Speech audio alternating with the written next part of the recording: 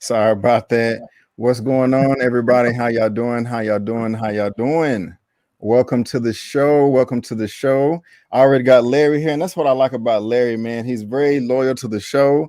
He always shows up, and he is always on time. You know what I'm saying? He's like Anthony Mackie and Falcon and the Winter Soldier said, "You either early or you late. Choose one." And choose one. That's it. Yes, and he always chooses early. One Journey is the first person in the chat. How you doing, One Journey? One of the fans, one of the loyal ones, always commenting with so much spirit and energy, and I really do love it. It says, on that journey with us. I know. Let's make it count. And what's going on, SJ Evans? What's going on? We already got 12 people in the chat right now, and I love that. I'm looking at the likes, and we got 13 likes too. So it's just everything is starting out great.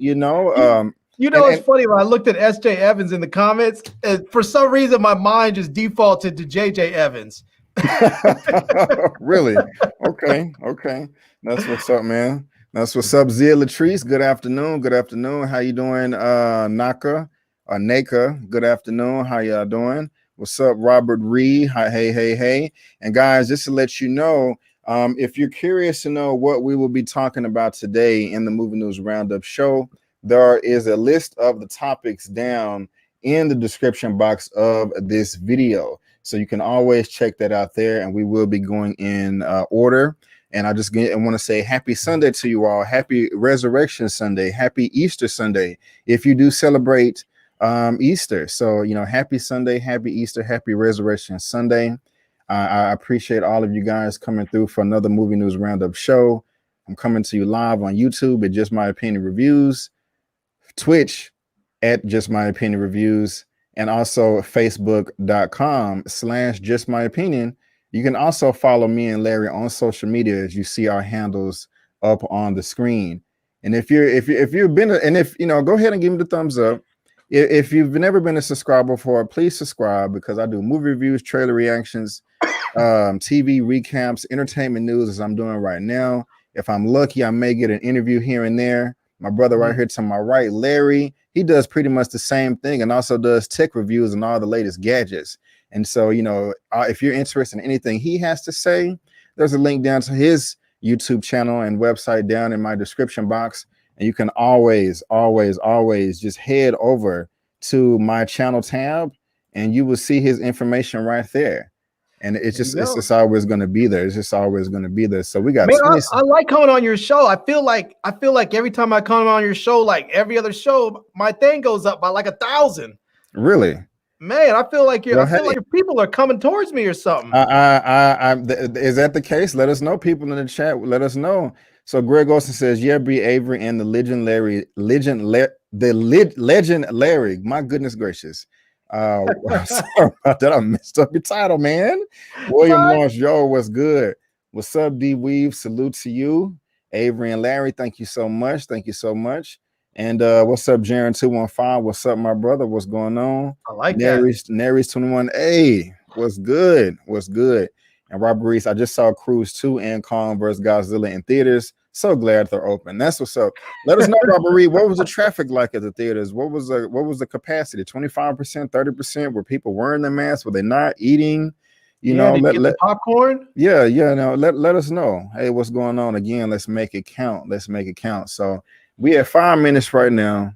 27 people in the chat, in the box. If everybody can hit that thumbs up, I would appreciate it. You can also, if you're on Facebook, come on over to the YouTube channel. That's where most of my traffic is right now. And we use this kind of just chit chat, and for about 10 minutes or so, until we got about 30 people in live. And we're at 29 right now. May have a new special guest coming in that I'm really, really excited. And Larry, how was your week, man? How's everything with you? Yeah, man, my week was good. I got my second vaccine on just yesterday on Saturday. So, I'm fully vaccinated. I just have to wait like 2 weeks before they say you have full antibodies, and then I can go, I can't go about my life completely normally because my wife doesn't have her vaccine yet. So I still need to be mindful of that. But yeah, man, we are starting to get on the road to recovery if we can just get everybody to get their vaccines. And so if you haven't and you're considering doing so, get your name on the list with your state or with your county or with your healthcare provider and go get vaccinated. Already. See, myself, here's the status of myself with the vaccines. I haven't got mine yet. I'm not opposed to getting it, but I'm not gonna lie. I am nervous. I always said to myself, I'm gonna just continue to do my research, and the people that are more excited about it than I am, they can go first and get theirs, and I can just kind of sit back and wait. So at this time, my father, he has both his shots. My mother has both hers, and my they're brother still alive. Yes, they're still alive, and my brother has one, and I think he's getting his second one in another week or so. I was talking about it there yesterday. Brandon, stop BSing around and go in and get your shot. It's like, hey man, I was like, what? I was like, Dad, this is what I'm doing. I'm staying my butt at home. I'm not going nowhere. And when I do go places, which is just the grocery store, seriously, because I work from home, I keep my mask on. And my mom, she got both hers. I saw her yesterday. We met in the parking lot. And she was double masked. She had both her vaccines and was still a double mask. And was like, Brandon, want her baby killing her. Yeah, she was like, you can't hug or kiss me either until you get the vaccine. I'm like, dang, and so yeah. But we got D Wade. Thanks for the super chat and get that MacBook. And I'm gonna talk to Larry about that afterwards. What a money reside. What a money reside. What a money reside. What a money reside. Okay. Thank you so much. We need to find out who that dude is and get him on the show, man. We really do. But before we go on, I'm really excited for what's coming up next. Okay, because we added somebody else to the show. It's a new gentleman that I've been checking out his channel for quite some time now, and he has really, really good content. I was on his channel last week on Movie Files. We're talking episode 2 of Falcon and Winter Soldier. And I decided to bring him on today. Really cool dude. I'm really excited to have him on. And you guys, I want y'all to show him as much love as you show me, Larry, OneTakeBigDog, Sharronda, Lamont, and all that. And so I'm introducing him right now. And that is Mr. Elliot from Movie Files. How are you doing, my brother? How are you doing? Hey man, I'm doing good. That was a great intro. I appreciate that, Brandon. It's an honor to be here tonight, ladies and gentlemen. I've been watching this movie talk discussion for a while, and if I don't watch it live, I watch the replay. I love the banter, love the community over here, man. So it's an honor, man. I'm excited to be here tonight. Already. Well, I'm excited. Where is Lamont? I'm feeling outnumbered by the special magic mic Negroes, man. All you with these big, beautiful mics and these special early screener people. Dang. Man, we're gonna get you on. First, we're gonna get you on the early screening access. I was gonna talk to you about that after this too. But I was gonna say that as well, Elliot. You're sounding great. The audio is on point, sir. You know what I'm saying? You're coming through sounding extra Barry White, deep voice. You know what I'm saying? Sounding real good, my brother. And like I was saying, you're very welcome. I am very glad to have you on today. Go ahead, Larry. I want to say I went over to check out his channel earlier today. And I was watching this video that he did about new movies and shows that are coming on to Netflix in April, which was dope. I was like, I love shows like that because I'm always watching Netflix trying to figure out what's coming on. And I do some of those things where I'm telling people what movies and TV shows you can find in different places. And I'm real salty at YouTube right now. Like, why have I not been why have I not been fed your channel? I look at that stuff. They should be recommending your channel to me. I'm like, what the hell?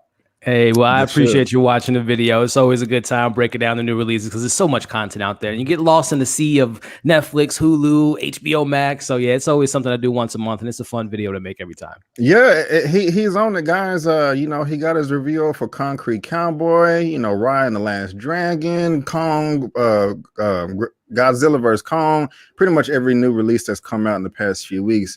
Mr. Elliot is on it. And you say you're from St. Louis, Missouri, correct? Yeah, I've lived in St. Louis for the last couple years and born and raised in Chicago. But yeah, I'm representing the Lou tonight. Already. That's man, Concrete Cowboys. That should lead us right into your discussion with Eman Anthony Mackie. Yeah. That is the first topic, and we can go ahead and get started. We got 46 people, so all you 46 people, if I can please get a thumbs up before we get started, because it helps push out the video through the YouTube algorithm. So if you want to support my channel, it's free. Just hit that thumbs up. Also, again, I just want to welcome Elliot. Zia Latrice welcomes you as well. She's very loyal, and so there you go there, sir. Also, guys, if you want to follow Elliot, you can. His handle is on the screen right now. There's also a link to his YouTube channel down in the description box. And you can also just head over to my channel tab, and bam, we got a new member right there on the channel tab. Mama, I made it. I made it, Mama. I'm on it. I'm honored, man. I'm honored. I didn't write a speech, so I'm. You can freestyle it real quick. So if you don't mind, man, I'm gonna just give before we get started. I'm just give it to you for 20-30 seconds. Just go ahead and pub yourself. Just let everybody know who you are, what you're about, and what you got going on your channel.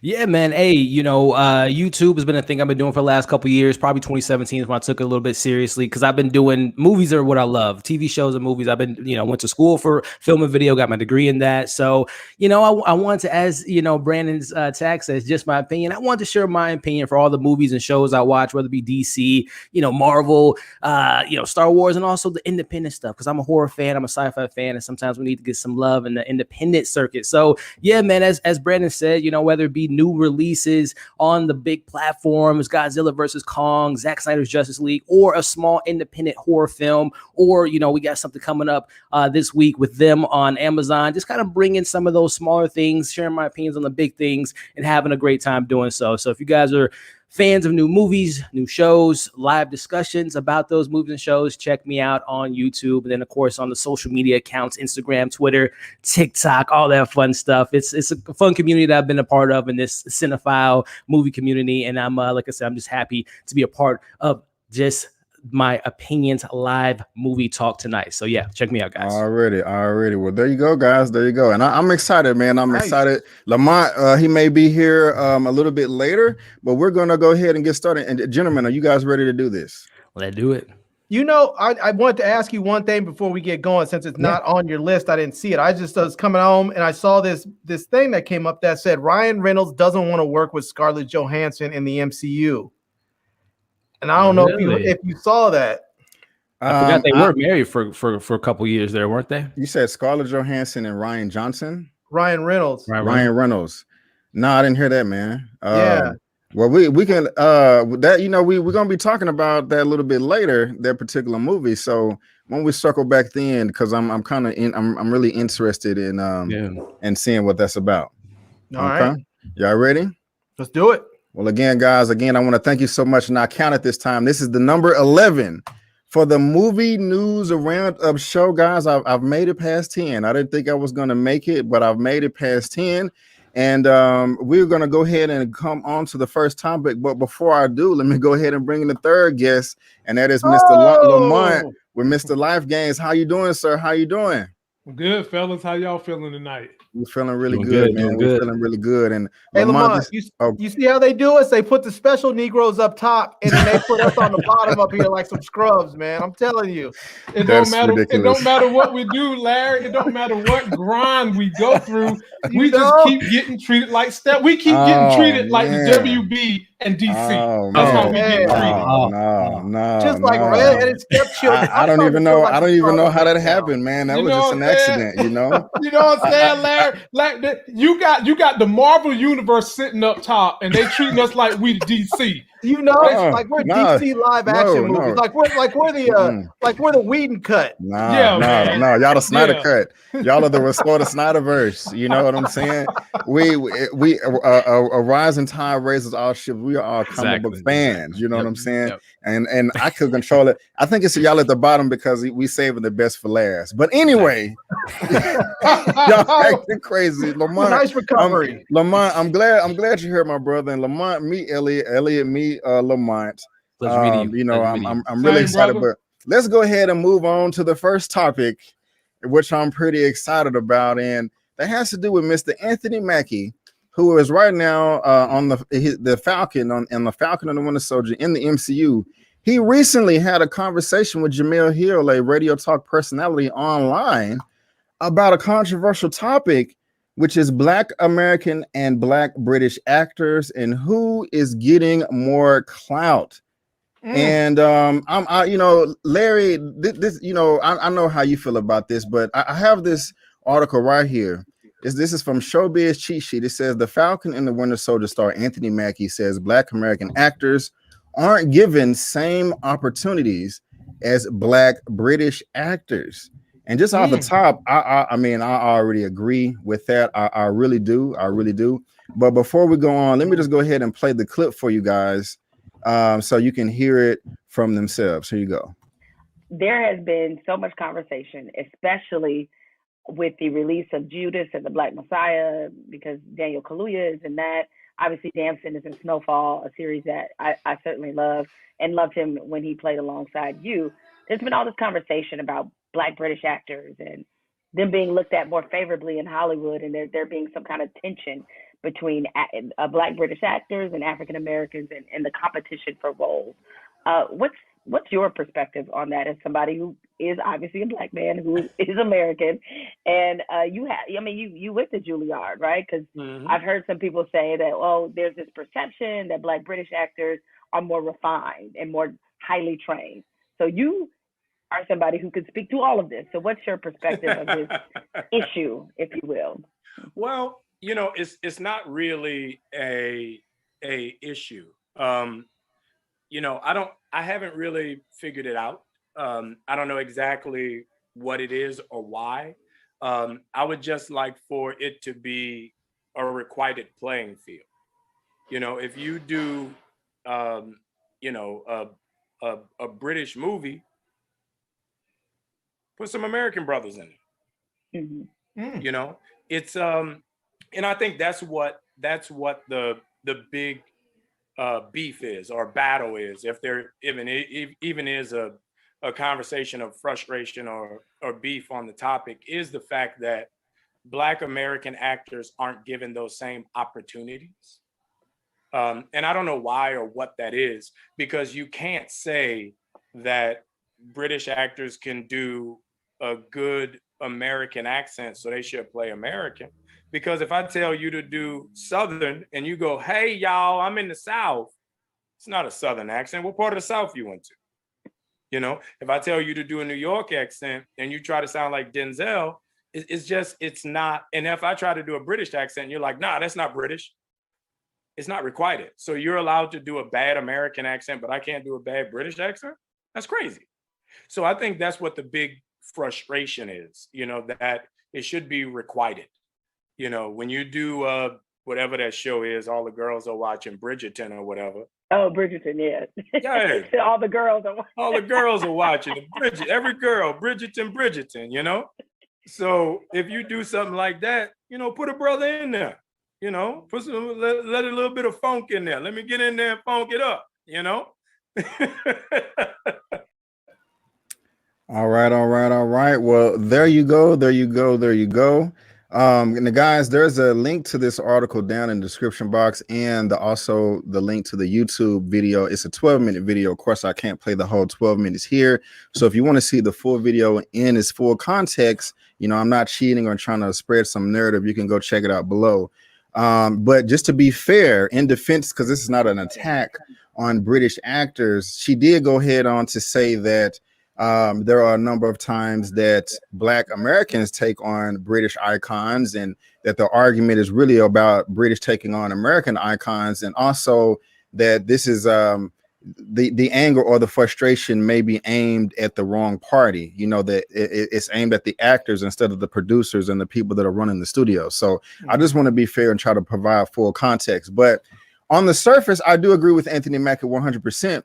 But Larry, I'm going to come to you first, sir. After you've heard these comments from Anthony Mackie himself, and we've kind of touched on this before, how are you feeling about this? Do you agree? Do you disagree? How are you feeling? Well, the first thing I thought when I was actually listening to this, I was like, I like this Anthony Mackie. I want to see this one. I want to see that Anthony Mackie come through in Falcon, because he seemed more like he was at the cookout than chilling with the other folk. So, but I mean, you know how I feel, man. I think that it's ridiculous that you have all these British actors coming over here playing Malcolm X and Martin and and Huey P. Newton and everybody else. It's like, I mean, there's a lot of really talented black actors in this country. And the crazy thing is that argument that black actors, black American actors aren't as refined or aren't as well trained. I am surprised how often that I will go on when I'm watching a movie and I'll go look up a particular actor and I'll see, oh snap, Samuel L. Jackson went to Yale, it went through Yale's, theater program, or some other actor went to Harvard's, theater school. And I mean, these people, I mean, you're not talking about people who are just like got lucky or they're just so super talented. I mean, not that they're not super talented, but there's a lot of people that are really highly educated that went to Ivy League schools and really big name schools and are classically trained. So the idea that there's just not enough good black actors out there or the British actors out there are just that much better, that's just bogus. I really think it's more just about discrimination against black people in America. And this is another insidious way that white people have found to discriminate against black people without being called out on their bigotry. They can do it to black Americans and then turn around and say, oh no, look, we're hiring black people. We have so-and-so in there. We have this person in there. We have that person in there. Okay, so basically you're just going to go ahead and hire around every black American and then claim that you hire black people because you hired a bunch of foreigners. I got you. And before I come to you, Lamont, I got to grab this for What a money reside. Okay. Terry Von Trail, $4.99 super sticker. Thank you so much. I really do appreciate it. Thank you. You are keeping my channel alive. Lamont, I'm coming to you first, coming to you second. How do you feel about these comments? Do you agree? Do you disagree? Tell us how you feel. My brother B. Avery, do I need to start coming up here and sounding like Paul Bearer from The Undertaker, his manager? Me and the living legend Larry got roasted by white people when we had this very discussion on my channel like 3 years ago before we even really met you. Larry brought it up like, Lamont, why are all these black British people coming to America getting all these jobs? And one person that got on Larry's nerves was that Cynthia Erivo. And I'm just keeping 100 with y'all. And a lot of African Americans, they contested with us that we was right, but the white dudes was roasting us saying, what difference does it make? And I said to them, obviously you don't understand the black experience in America, because Tyler Perry has a long list of black actors that can act even though his productions have weak scripts. It has nothing to do with how well the actors are as Tyler Perry's scripts. And we wanted to know exactly what cabal is getting together in Hollywood and saying, I'd rather go to Britain and get these people over the people we have in America. Because me and Larry debated back then, where is the nepotism? Why are they going to Britain? Do they have some kind of deal with the British Acting Academy? Is there some kind of union in Britain that's giving a kickback to the producers and the people that give folks jobs in America? We couldn't figure out what the hell is going on. And I'm with Larry and UB Avery. I completely agree. We need to see more of this type of Anthony Mackie, because he was as straightforward as he's going to get. Now, he gave you a whole lot of political verbiage up to the main point, which was he feels as though Britain is getting more of these gigs than the litany of people we have in America. And something needs to be done. We need to understand why that's happening, because there's super, super talented people right here in America that need jobs and can handle these roles. Why aren't they getting them? What's the deal, Hollywood? Right on. Hold on. Real quick, Jaren215 was saying, go watch the full interview. I don't know about Jamil trying to dismiss him, but if you're just now coming into the live, there is a link to the full interview on YouTube down in my description box. Larry, go ahead. I'm not a big proponent of people name dropping all the time. Their school, there's always those people, oh, I went to Harvard, blah, blah, blah. But I think there's a time where you need to name drop and let people know, yes, I have the credentials. Like Anthony Mackie should be able to say, no, you cannot tell me that British actors are better trained. I went to Juilliard, and I know dozens more. I have an entire Black Alumni Association of Juilliard grads that can outact every British actor that's coming over here to work. So they should be able to just go ahead and drop. It's not like, I mean, people have to flex sometimes. Hell, Jamil Hill was flexing in her video. She had just like sort of strategically placed that Emmy over there, letting people know I'm legit. I'm 100. And that sometimes Black folks need to just go ahead and let people know, look, yeah, that's me. I'm that dude. You know? Yeah, I did go to Juilliard. Yeah, I did go to Yale. Yeah, I did go to Harvard. I did go to UCLA. I did go to SC. I went to wherever. And yeah, I should be getting this job and not that British dude over there. Right on. And just to address what you said, Lamont, I know Samuel Jackson touched on this about 4 years ago when he was promoting Kong Skull Island. He was like, one of the things off top is that they're cheaper than American actors. But let me go ahead and bring Elliot in here real quick. Elliot, how you? What you laughing at? They're bringing people over here with H-1B1 visas. let me go ahead and bring Elliot in here. Elliot, how you feeling about this, man? About Anthony Mackie's comments, Jamil Hill's question. You agree? You disagree? Tell us how you feel.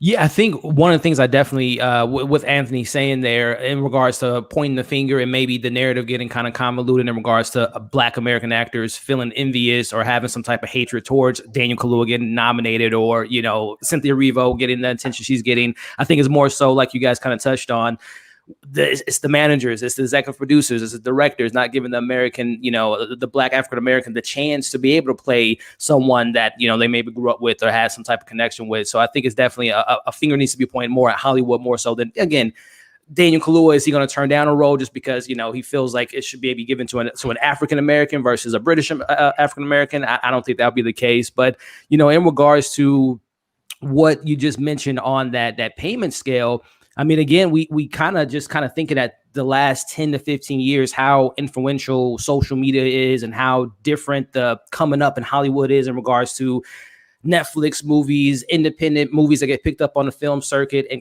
kind of creating yourself in that type of lane versus, you know, in the 80s and the 90s, Black people being kind of put in the box of only be able to play one role, where, again, fast forward to what we're looking at now, you can have many different people with the social media platform to be able to put themselves in a different position than what Black actors were able to do 20, 30 years ago. So it is a different kind of landscape in regards to how the British African Americans are coming over here with kind of a certain resume and not being able to play the Black guy, the drug dealer, the single dad, whatever the case may be, from the stereotype from Hollywood back 20 and 30 years ago. So it is a different way of how they have kind of come up versus, again, the Samuel Jacksons, the Morgan Freemans, and all the people who kind of grew up with in the 80s and 90s. So again, I think it just boils down to, again, the Hollywood changing the narrative and giving the African Americans a little bit more of an opportunity, more so than just, again, looking at British as like the go-to. So right on. Well said, my brother. Well said. You know, B. Avery, you mentioned before, you talked about when it comes with Black actors that are from the US versus the UK would not allow certain things to happen within those films. Like when we talked about Harriet, and we talked about the way that Harriet's character played out when she was basically rescued by that white dude. There's no way I can imagine that a Black woman from America would have allowed that to happen, because they would have understood the cultural references and the significance of that, and they wouldn't have allowed it. Right. That's my main foundation right there on this right here. I mean, I always say, look, if you're a Black British actor out there, actress, foreign actor, actress out there, I don't mind you coming over here and getting roles. For me, it's mainly when those roles are being fulfilled by Black American icons. So if it's anything else, especially fiction or whatever, you know, I'm not going to trip on that. But I do recently, in the past few years, it seems like the people that are making the decisions, as Elliot was just stating, and you know, Anthony Mackie in the interview said he hasn't figured it out. It does seem like, you know, those execs are going after the British actors on purpose. Across the board, whether it's fiction or nonfiction. And I personally think that way is because, you know, unfortunately, as a society, we look up to actors and actresses, celebrities. They are icons. And with the Black community, you don't want the Black community to have any positive, constructive icons to look up to that has like a large platform. So if you have a Black actor, actress that knows the cultural references and the history, that has a ton of racial anger, you know, they don't want that Black American icon, actor, actress to galvanize the people or the community. Now, I could be completely wrong on that, but that's just how I feel.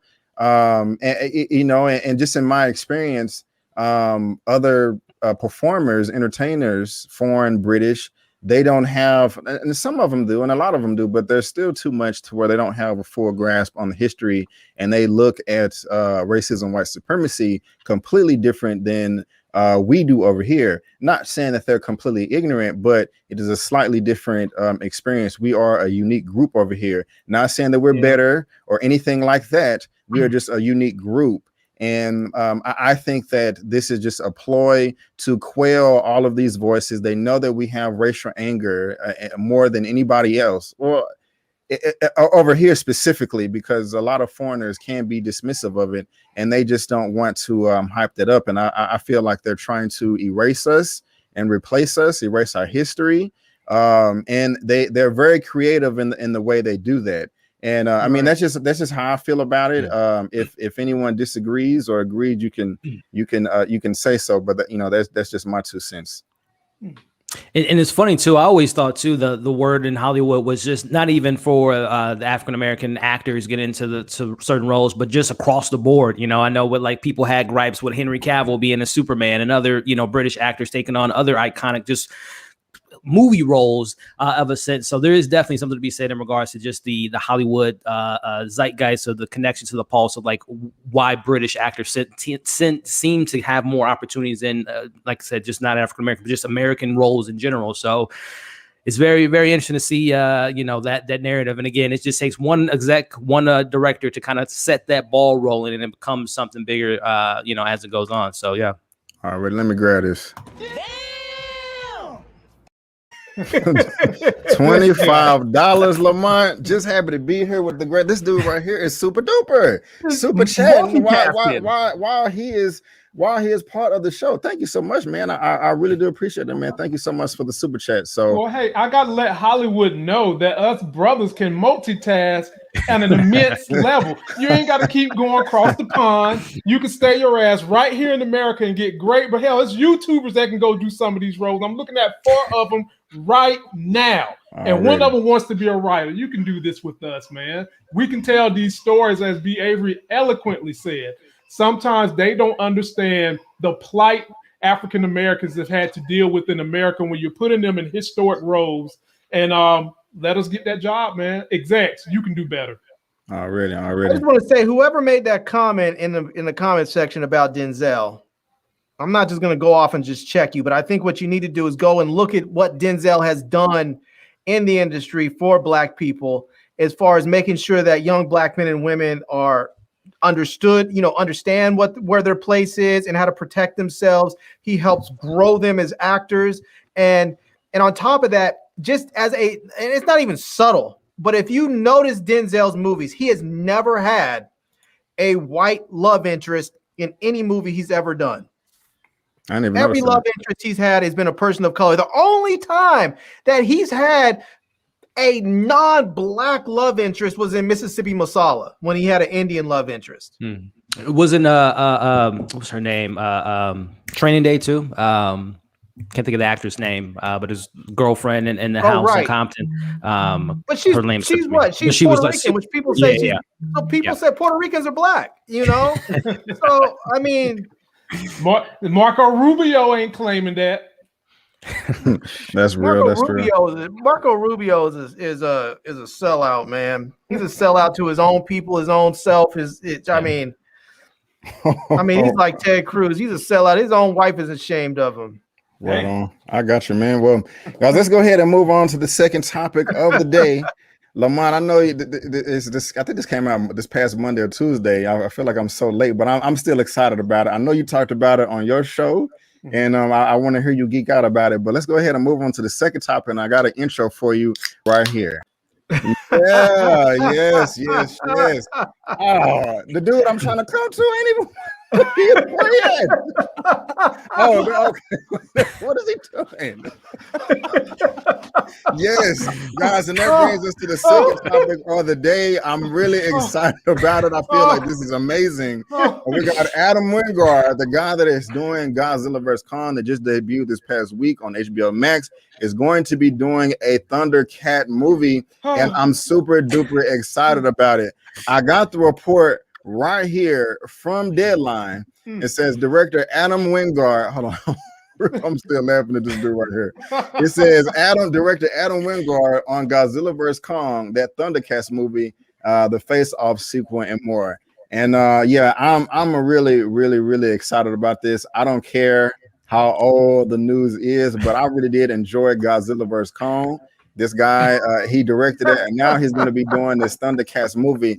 Lamont, I'm coming to you first, sir. How you feeling about this, man? How you feeling? I had to disappear because I had a hard on for all the geeks in America, and I didn't want to be up here X-rating your show. This guy here is angry. What can I say? Adam Wingard wrote a script in high school because it was his dream to one day do Thundercats. So that tells you he's a purist. I followed up and read that he knows the comics. He knows the trilogy of the comics with Thundercats. And I mentioned on my show, there was a comic in which you had He-Man and the Thundercats with Mum-Ra and Skeletor, and Mum-Ra actually took He-Man's power sword and shoved it into He-Man's chest. Because in the beginning, it was the Thundercats versus He-Man. Now, we don't need Adam Wingard to put all that in the Thundercats right now. That's something we can hope they can get together, and maybe DC and all the crew can get together and do. But based on what I've seen of his work, I think that he can not only bring these characters to life, he can bring a world known as Third Earth to life, because the whole scene when they had to go to basically the middle of the earth in Godzilla, I enjoyed the way that looked. Visually, that was stunning. It was. So it was beautiful. I honestly think he can bring together a Third Earth with Mum-Ra and his damn pyramids being the most powerful evil on Third Earth to life that we can all enjoy. It can be a multiple movie thing, and I can barely contain my geekgasm right now. I'm about to let it go. Can I let it go, B. Avery? Go ahead, let it go. I'm not going to let it go. Okay, good. I can't mess up my camera today, man. Let me grab this.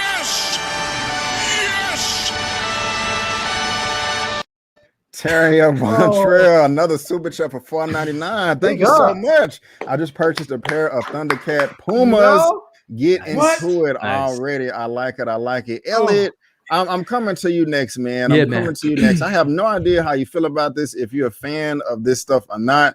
But let me know, man. How are you feeling about a Thundercats movie? Were you a fan of the show back in the day? Also, with Adam Wingard being attached, tell us how you feel. So the Thundercats, I was aware of it growing up. I'm a 90s kid. You know, my older cousins used to watch it. I think it was only, like 2 seasons or something like that, and a couple movies that came out, animated movies or whatnot. But this is obviously a live action. So yeah, I'm not too familiar with the lore. I was more of a He-Man kind of growing up with Transformers, stuff like that. So Thundercats kind of missed the mark for me in regards to really kind of being attached to the lore. But as far as the excitement for me, I'm excited for the simple fact that Adam Wingard is going to be attached to this film, because I am, as I mentioned up top, am a horror fan. So he made the last legit slasher film for me in 2011's You're Next, and followed that up with The Guest. So I think it's really, really cool. This kind of reminds me a little bit of the what we got with James Wan in the last few years, with him being such a horror fan and making some great movies with Insidious and Conjuring. And he got his big break with Fast and Furious 7. He got his Aquaman, and is now just kind of like a really good director in regards to not just horror, but he can do action. And I love that we get to see these horror directors bring in their horror sensibilities to the action genre, because they normally have really small budgets and they can do a lot with a little, as we saw with Adam Wingard. I think Kong versus Skull, or Godzilla vs. Kong was the least expensive, like production wise, out of all the 4 films. So he was able to make one of the biggest, spectacle wise out of the 4 films. So I'm really excited for Adam Wingard to kind of bring this to life, knowing that he is a fan of the IP. Always is something you want to hear. You don't want to, obviously people can do certain things without being lovers of the content, but just have that extra layer of like appreciation for the characters means that he's going to probably bring a lot of authenticity to those characters that I'm not too familiar with. But I know this has been in production hell for years. This is supposed to be made many years ago, but I think again with the success of things like video game movies starting to pick up some steam, hopefully Mortal Kombat can break that curse, and we got that last year with Sonic. So hey man, I'm not too familiar with Thundercats, but I am familiar with Adam Wingard, and seeing what he did with Godzilla vs. Kong gets me excited to see what he can do with these Thundercats. And after Cats came out a couple years ago, I didn't know we were gonna ever get this, but here it is, and I'm excited for it. Already. I just, before I come to you, Larry, something that you brought to Lamont is just crazy. If you again, guys, there's a link to the full article down in the description, and I'm not going to read this whole thing because I don't want to bore you guys. But I mean, he did say that he's been having this dream since he was 6 years old, and like Lamont said, he literally wrote a script for this in high school, carried it around. He thought people were hyping him up, but they was making fun of him. Dude made fun of him in front of some girls that he had a crush on. He was like, man, maybe I'm just not going to be able to do it. Maybe my dream is not going to come true. 20 years later, man, here he is. So I hope he is doing all kind of dances at that 20-year high school reunion, rubbing it in everybody's face. You know what I'm saying? Yeah. But anyway, exactly. Larry, how you feeling about this, man? Are you a Thundercats fan? And also, how you feeling about director Adam Wingard being attached? I mean, I'm cool with him being attached to it. I'm not the biggest Thundercat fan because I'm a little bit older. So when I came up, I was more into Voltron, So, but it's cool. I do think I remembered. I could be wrong, but I feel like I remember back in the day there was like a Thundercats Scooby-Doo crossover. Really? And it was a Christmas crossover. Is that what it was? It was a Christmas crossover. See, I wouldn't mind seeing that. I wouldn't mind seeing Shaggy and Scooby show up in there. Man, not on the first one, man. Come on, Larry. Make a post-credit scene. Make a post-credit scene with Shaggy and Scooby show up. Okay, I can get with that. I can get with that. But man, golly. Well, look, I'm not the biggest Thundercats fan either, but I do remember it, and I watched a little bit of it, and what I did watch, I did enjoy. I do remember that little cat, I do remember that. It was entertaining and annoying at the same time. And I'm just saying, man, if you're adapting something that looks like this right here, oh god, man, that's just all kinds of badass. You know what I'm saying? So I mean, like, it's going down. Like it is going. If we're going to get the same type of fight choreography and effects that we got in Godzilla vs. Kong, and this dude has this much passion since he was 6 years old. Here's my money. You can take it all. Take it. I mean, be Avery. If we're gonna let him, if let's say he can pull this off. Honestly, let's say he can pull this off. I'm gonna let you get that in there, B. Avery. Good gracious sake! Oh my God! Coming in strong. What we got for this? What we gonna do? What we gonna do? What we gonna do?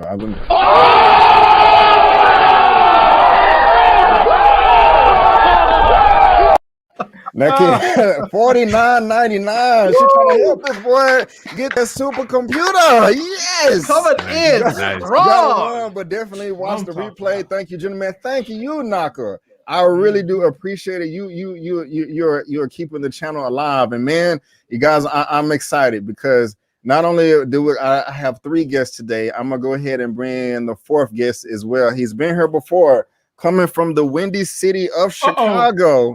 And that is your boy, Mr. Eman with Eman Movie Reviews. How are you doing, sir? How are you doing? What's going on, fellas? What's going on? With the recast T'Challa shirt. Bro, you already know it is not a game. It is not a game. Where can we purchase one of those? Where can we purchase? Hey, I will make that available very soon. Just keep an eye out on the channel tomorrow. The official, I had to come on B. Avery's channel. I didn't even want to do it on my channel. I had to do it on B. Avery's channel on Just My Opinions with these other brothers here, because I'm just letting y'all know the official petition to recast T'Challa is dropping tomorrow, and it's gonna be gone. So nice. I had to come with the exclusive. Nice. I appreciate it. Well, welcome, man. I do appreciate you being here. And we are on the second topic of the day with director Adam Wingard that did Godzilla vs. Kong, which debuted this past week, adapting a Thundercats movie. How are you feeling about this, sir? It's all right. Oh, really? What? Man, it's all right. Now here's the thing. I mean, look, Adam Wingard, he's cool when it comes to the horror stuff, right? But the real question is like, what direction do they really want this show to go or this movie to go? Is it supposed to have horror elements? I don't know. I mean, is it going to have the action? I mean, if we're using Godzilla versus Kong as a template, I don't want that cheesy type of action in Thundercats. You know what I'm saying? Like, I'm just saying, don't keep that energy, because Godzilla versus Kong, that was very cheap WWE theater. Okay, it was fun. It knew what it was, and that's fine. I'm cool with that. But if you come to about to jump through a suplex, you man, talking about his WWE. I'm just saying, no. That's no shade. That's no shade. It's just the fact that it knows the lane that it's in, and it took it, and that's fine. But if you're gonna do Thundercats, look, I'm a wrestling fan too. Don't get it twisted. But when it comes to Thundercats, I'm not even saying you got to be all Snyder dark or nothing. But like, don't treat this like a cartoon either. You know what I'm saying? Because the majority of people that have grown up with this show are in their 30s and 40s and older. So I'm sitting here like, do this thing right, and I'm a believe it when I see it. I'm not going to get overly excited. I mean, I was more of a He-Man fan myself. So like I kind of tuned in on the last heels of Thundercats a little bit. So I didn't grow up with it the same way a lot of other people did. But hey, at the end of the day, I'm always open for this type of stuff. I'm hoping that it rekindles the magic that a lot of people that did grow up with it had. And I'm looking forward to it to that extent. But no, I can't say I'm like overly excited. I'm like, okay, I'm glad that it's something that's happening. It's been in the works for, I don't know, years. So let's see what you got. Grade. Okay, yeah. Let's see what you got from there. Cool. I'm excited because I see what you're saying as far as you don't want to see WWE choreography in a Thundercats movie. I'm just excited because after watching Godzilla vs. Kong, I know that Adam Wingard knows how to put together a film. And I think that he is smart enough to make the necessary adjustments to adapt the film properly. I'm excited about it. I just see some muscular cats with badass suits flying around with powers and swords and stuff like that. I think that's freaking amazing right there. I just want this dude to screen that movie at his 20th reunion, and I want him to pull up in a convertible Lamborghini with a Brazilian supermodel. Yes, that would be lovely. No, I want him to pull up with the Brazilian supermodel in a thunder tank. That's what I want him to pull up in. Now, I got to respond to Eman real quick. This is only going to take 30 seconds. You good? His background is horror, yes. Mum-Ra can be a dark horror character. He's a damn mummy that changes into a muscular mummy in a pyramid in a casket. And the visuals of Kong were great. So the points I made was that I'm glad his background is horror, because you can take Thundercats and make it somewhat with a horror twist because of the villain in this movie. And the light of the movie is definitely going to be the Eye of Thunder. Woo! That's your WWE. Are we making this rated R or PG-13? Why not do both? Here's the problem. Here's the problem with that. So in getting ready to make my stock moves tomorrow, a stock that's been coming up that I should buy and you guys should take a look at is Mattel, because Mattel is now getting into the film business and they are supposed to be supplying some money to this production. So I'm going to assume based on that, Eman is not going to be rated R. Okay, that's fair. I think they should do both. They should have a PG or a PG-13 version for the theaters if it goes to the theaters, and then have the rated R version for the streaming. I don't see them doing that, but I think it's probably going to be PG-13. It ain't going to be R because they're trying to sell those toys. Yeah. You're muted, B. Avery. Tripping. What's up, Moochie? I don't want to hear you. I don't want y'all to hear me drinking the drink. What's going on, Moochie? How you doing? Hey. Thank you for the support. That's what's up right there. Well, I'm excited about it. I think it's in good hands. So we're just gonna see. Sound like a Texas trip for me, B. Avery. Hey, like come on through, my brother. Come on through. We can hit it at the IMAX theater. Yes, you know what I'm saying. It's going down. We got an extra real IMAX theater, so I'm super duper excited about that. Can we do a drive-in? Hey, we can do whatever, man. We can do whatever. But let me go ahead and move on to topic number 3. And I'm so excited for the topic, and I'm so excited for the panel that's here to talk about it. And Elliot, I'm gonna come to you first. But this is topic number 3 right here. Is a huge purchase, crazy purchase. Netflix. Oh, yeah. Lord, that makes no sense to me. What has decided to buy the rights, keyword rights, of the film of Knives Out, which was successful. I'm not gonna hate on that. You know, but I do have the report right here from Variety. It says Netflix buys Knives Out sequels for $450 million. And again, guys, I have the link to this down below in the description box if you want to check out the whole article. But let me go ahead and pull this up right here. It says Netflix is plunking down an astounding $450 million for the rights to Knives Out 2 and Knives Out 3, the next 2 follow-ups to the 2019 murder mystery, sources tell Variety. The films will reunite director Rian Johnson and Daniel Craig, who teamed up so memorably on the first detective story. Elliot, I'm coming to you first, man. How are you feeling about this, man? This is a huge purchase. Yeah. It's kind of wild, but how are you feeling about this news? Hey man, this is a win. This is a W for Netflix, obviously, right? This is a combat, HBO Max, and there are a slew of announcements with the theater and stream at the same time. Obviously, Disney Plus with Marvel, and streaming is the future, obviously, right? So this is just a huge win for them in regards to they're ready to play ball. They're still the king of the hills, but Disney and all the other streaming services are on their coattails. So I mean, for theater going audiences, this might not be the best news, but hey, it has to be something with the streaming numbers. I know the film did well at the box office. I think it was nominated for best screenplay last year with Rian Johnson.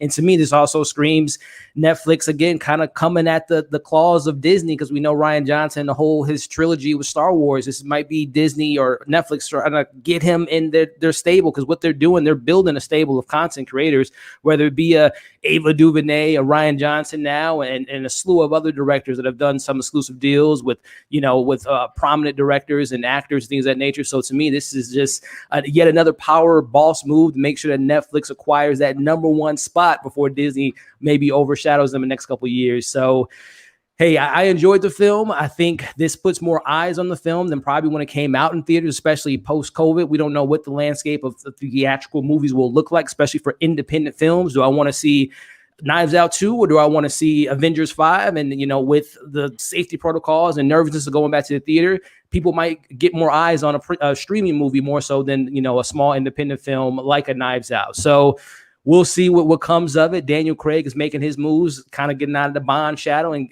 now looking for another franchise. So hey, kudos to Netflix. I don't know where they get the money from, because every time I read something about Netflix, it seems like they don't have money, but apparently they do. So they got some kind of connections. I know where they get some of that money from. Real quick, tell us. Where the money reside? Where the money reside? Where the money reside? Where the money reside? Infinite Science, another $5 super chat. Thank you so much. I really do appreciate it. Thank you. Eman, I'm coming to you next, man. How are you feeling about this big old purchase from Netflix? How are you feeling, sir?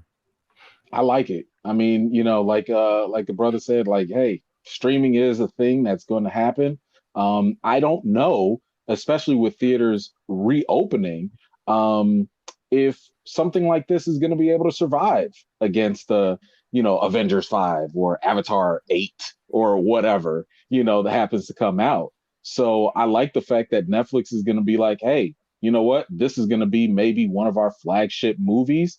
And one of the best promoters for Netflix is Netflix. They know how to market the hell out of their own things, especially when you tune in and they're like, hey, know what's #1? This. know it's the top 10 on Netflix, these. So for Knives Out, a property that I thought was really entertaining, very original, and very creative, it's probably one of the best landing spots for it, rather than running the risk of potentially dying out in theaters. So good move on Netflix. Wow. I don't know if I want to jump in or pass it on. My goodness, Larry, I'm gonna go to you first. I'm gonna go to you next. Oh, you don't? No. Netflix is smoking. Yes. Hold on, bro. Hold on, real quick. I'm sorry. We had 100 people in the thing. If we can get 100 thumbs up, I really appreciate it. Larry, go ahead, man. Go ahead. Man, Netflix is straight smoking. $450 million for that? I'm saying, bro, that's nuts. No. This is what doesn't make any sense to me, right? Netflix wouldn't pay $600 million for Bond, but they'll pay $450 for this. No one is showing up and subscribing to Netflix just to watch Knives Out. Now, if the new Bond is going to be on Netflix, people will subscribe to watch Bond. They're not doing that for Knives Out. It makes no sense to me. To be perfectly honest, what they really should have done is, instead of paying $450 for this movie, they should have probably have taken a couple $100 million, made a House of Cards movie that leads into a new House of Cards series with new characters, and just run it week to week. That would bring far more subscribers in than just this movie. This doesn't make any sense at all. Right on. If I'm on the board, I'm checking them at this point. I'm saying, nah, I might need to get some board members together and start having a little revolt, because I'm like, to me seems like irresponsible spending.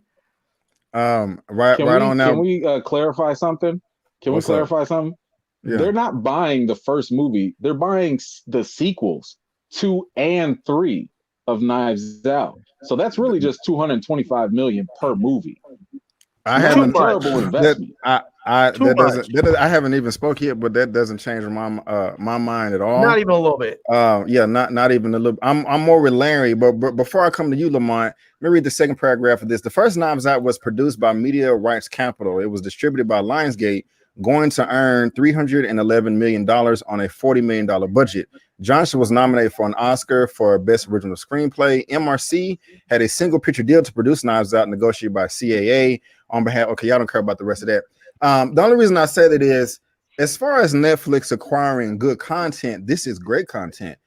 Knives Out was an incredible movie. It was just freaking fantastic. It got Oscar attention. It was one of the best films of 2019, in my opinion. And also, it made money. And so, as far as them just getting good content, Knives Out is absolutely perfect. But with that, before I just go even further, Lamont, I want to come to you, man. How are you feeling about this? At first, I was like, hell no, Netflix, what are you doing? And I'm biased because I'm a shareholder of Netflix. And they take some of their gross revenues from their shares and they reinvest into the products that they're putting out. And being a shareholder, when I heard about this, my first instinct was, what the hell are you doing? Mm-hmm. This is not going to drive up the share price. This is not going to help you compete with Disney. This is not going to help you compete with the likes of even Amazon, who's scratching and clawing trying to get in the mix. But then I started reading a little bit about what the first movie did. It made $300 million. And if you take the perspective Eman said and you split it down the middle, you're talking about 220 some odd million. And if you can project that the next movie will do as well as the first one, which usually doesn't happen a lot of the times, let's just say they make half of that. They'll make $150 million. And if the next one does $150 million, they will have lost money if it goes in that trajectory. So I was just like, man, nah, I didn't feel it. But I didn't see the movie, so I had to do a little research. This movie has a lot of fanfare. Now, we might not know it. The audience might not know it, but there is a gang of people, and not just here, but this movie had a huge British and European audience. And I don't know what Netflix is going for. That could be something for it. But my first gut instinct, as someone who owns 100 and some odd shares of Netflix stock, hell no, Netflix. I'd rather see you do a better job on Henry Cavill's Henry Cavill's Witcher, and some other products that you guys can do. Bring that stuff in, not on this. All right, now they should have put some of this money and made like an animated Popeye movie or Betty Boop or something. I mean, those movies make a ton of money. I don't know about that, but I would have felt more better if they took this $450 million and just made some original content. Yeah, I mean that I don't understand. I mean, that's really winning right here. Y'all been wasting all these billions of dollars for over a decade on licensing fees. You know, I mean, the only reason you're number one is because you was the only. But y'all finna get sucked up. In my opinion, $50 million acquisition. It's just for the rights of the film. Like now, if this included production and marketing, okay, that makes perfect sense. But if this is just for the rights of the only way this would make sense to me is if they haven't told us yet, and they're really going to build out a Knives Out universe. Yeah, that's what I think they're going to do. Yeah. If that's the idea, I think that's very smart. Okay, because if you've seen the first movie, you can have dang near a solo movie for every character. Right. And so if you want to make 5, 6, 7 movies out of this, cool. But if you're just going to do part 2 and part 3. Great content, but I think they just overpaid, especially with him losing billions of about $1 billion. They're always in the net losses, and it's a lot of bread. So, I was just subscribing for Knives Out. People will watch it, but no one's subscribing for it. I mean, like they've put money into Adam Sandler. Okay, what are we saying here? They've put money into Adam Sandler movies that don't do well. I get that he has a fan base, but I'm just saying, like, they've put money into worse things. And on top of that, they've had good success. There's a reason why people know what Bird Box is. Wasn't nobody looking for Bird Box except for the fact that it was on Netflix. They know what they're doing. I'm okay with this. But see, Eman, that leads into B. Avery's commentary. Make more original content. No. That's fine. That's fine. But what I'm saying is, like, Knives Out is original in its own sense. They're buying something that's already original. This isn't like they're buying the Fast and Furious franchise. You know, they bought something that was like, oh my gosh, like nobody saw this coming. Nobody really gave it very much, expectation. And they're like, yo, we about to take this and ride it. So does anybody here know what part 2 and 3 is even going to be about? No, I don't even care. No. I don't. But I'm just saying, like, I don't even care. I think that's fine. That's okay. It's okay if you don't care because that means there are no expectations. So when it does hit number 1 on Netflix and people are talking about it, it's winning awards, it's getting articles written about it, then other people will start to care because they're gonna have FOMO. They're gonna be like, yo, what is part 2 about? Maybe I should go watch part 1. Maybe I should subscribe to Netflix because there's a part 3 coming out. That's the whole point.